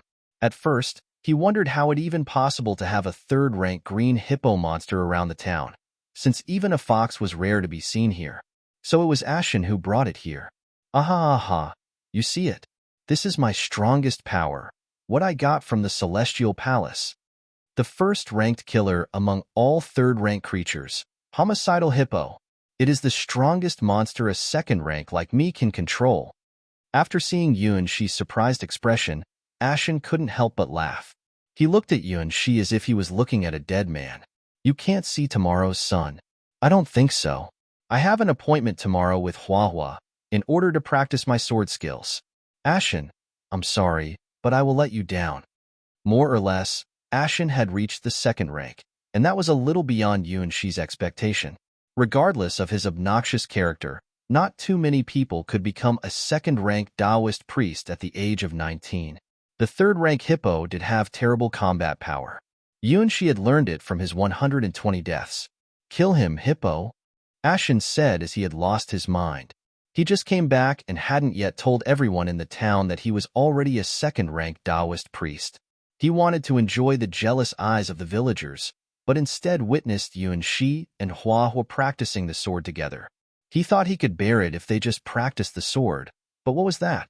They were making eyes at each other. Huahua was suppressing her strength, playing with Yunshi. Everything was Yunshi's fault. He was just a bread shop assistant. How dare he think that he was worthy of practicing together with the real sword genius, Huahua? In the whole town, he was the only one who could match up with Huahua, because he was the disciple of the Celestial Palace, who mastered a third-rank hippo as a talented second-rank Taoist priest, who could understand what he paid in order to dominate the cruel hippo. He rolled in the mud with the hippo all day. He even slept together with it. He held the brush and helped the hippo brush its body every day. Ate meat together with the hippo, even. It took a year before he got in contact with the terrifying homicide hippo and tamed the ferocious monster, which made other disciples so jealous. The only reason that helped him do such a ridiculous thing, which he didn't even think of in the past, was that he wanted to come back to marry Huahua. Huahua is mine. You can never have her, he said with jealousy and madness. A voice whispered in his heart that if he didn't kill Yunshi here, he would live in regret all his life, not to mention marry Huahua. So, Yunshi must die. Ashen, you have changed. Yunshi adjusted his breathing. If it was some other third-rank monster, maybe it would be a big trouble. However, that wasn't including this green hippo. He had fought against it in the trial 121 times. I have not changed. Huahua is the only girl in my heart. But you beast. From childhood, you were always popular among girls. You piss me off. Which part of me is no match for you? I'm stronger than you, more talented, have more money, and am more handsome than you. Why are you her only childhood sweetheart? I want to be her childhood sweetheart too. Bloody tears were almost welling up from Ashen's eyes. He was the son of the mayor. He was the first to meet with Huahua. Everything was first. At first, when Huahua moved to the town, the mayor, in other words, his father, purposely brought him to see Huahua. He repeatedly urged him 1,000 times to get along well with the little girl, Huahua. At that time, he had vaguely realized that Huahua's family was unusual because he had never seen such a flattering look on his vulgar father's face. However, the first moment he saw Huahua, It wasn't important anymore. He didn't need his father to urge him. He had been attracted by the impassive girl's face and unapproachable temperament. At that time, Hua Hua was wearing exotic clothes, which was obviously not from the Sky Sword God's domain. She was so unattainable, like a flower on the precipice. He didn't know why Hua Hua had such a temperament, and why she hid her identity on purpose, living and growing up like an ordinary girl in the town. He only knew that at the first moment he saw the waist-high exalted girl, she caught his heart. In his eyes, she was absolutely the couldn't-be-offended girl type. An exalted, not just a town girl, but also a mysterious, beautiful girl. Compared with Hua Hua, all the girls in the town were nothing.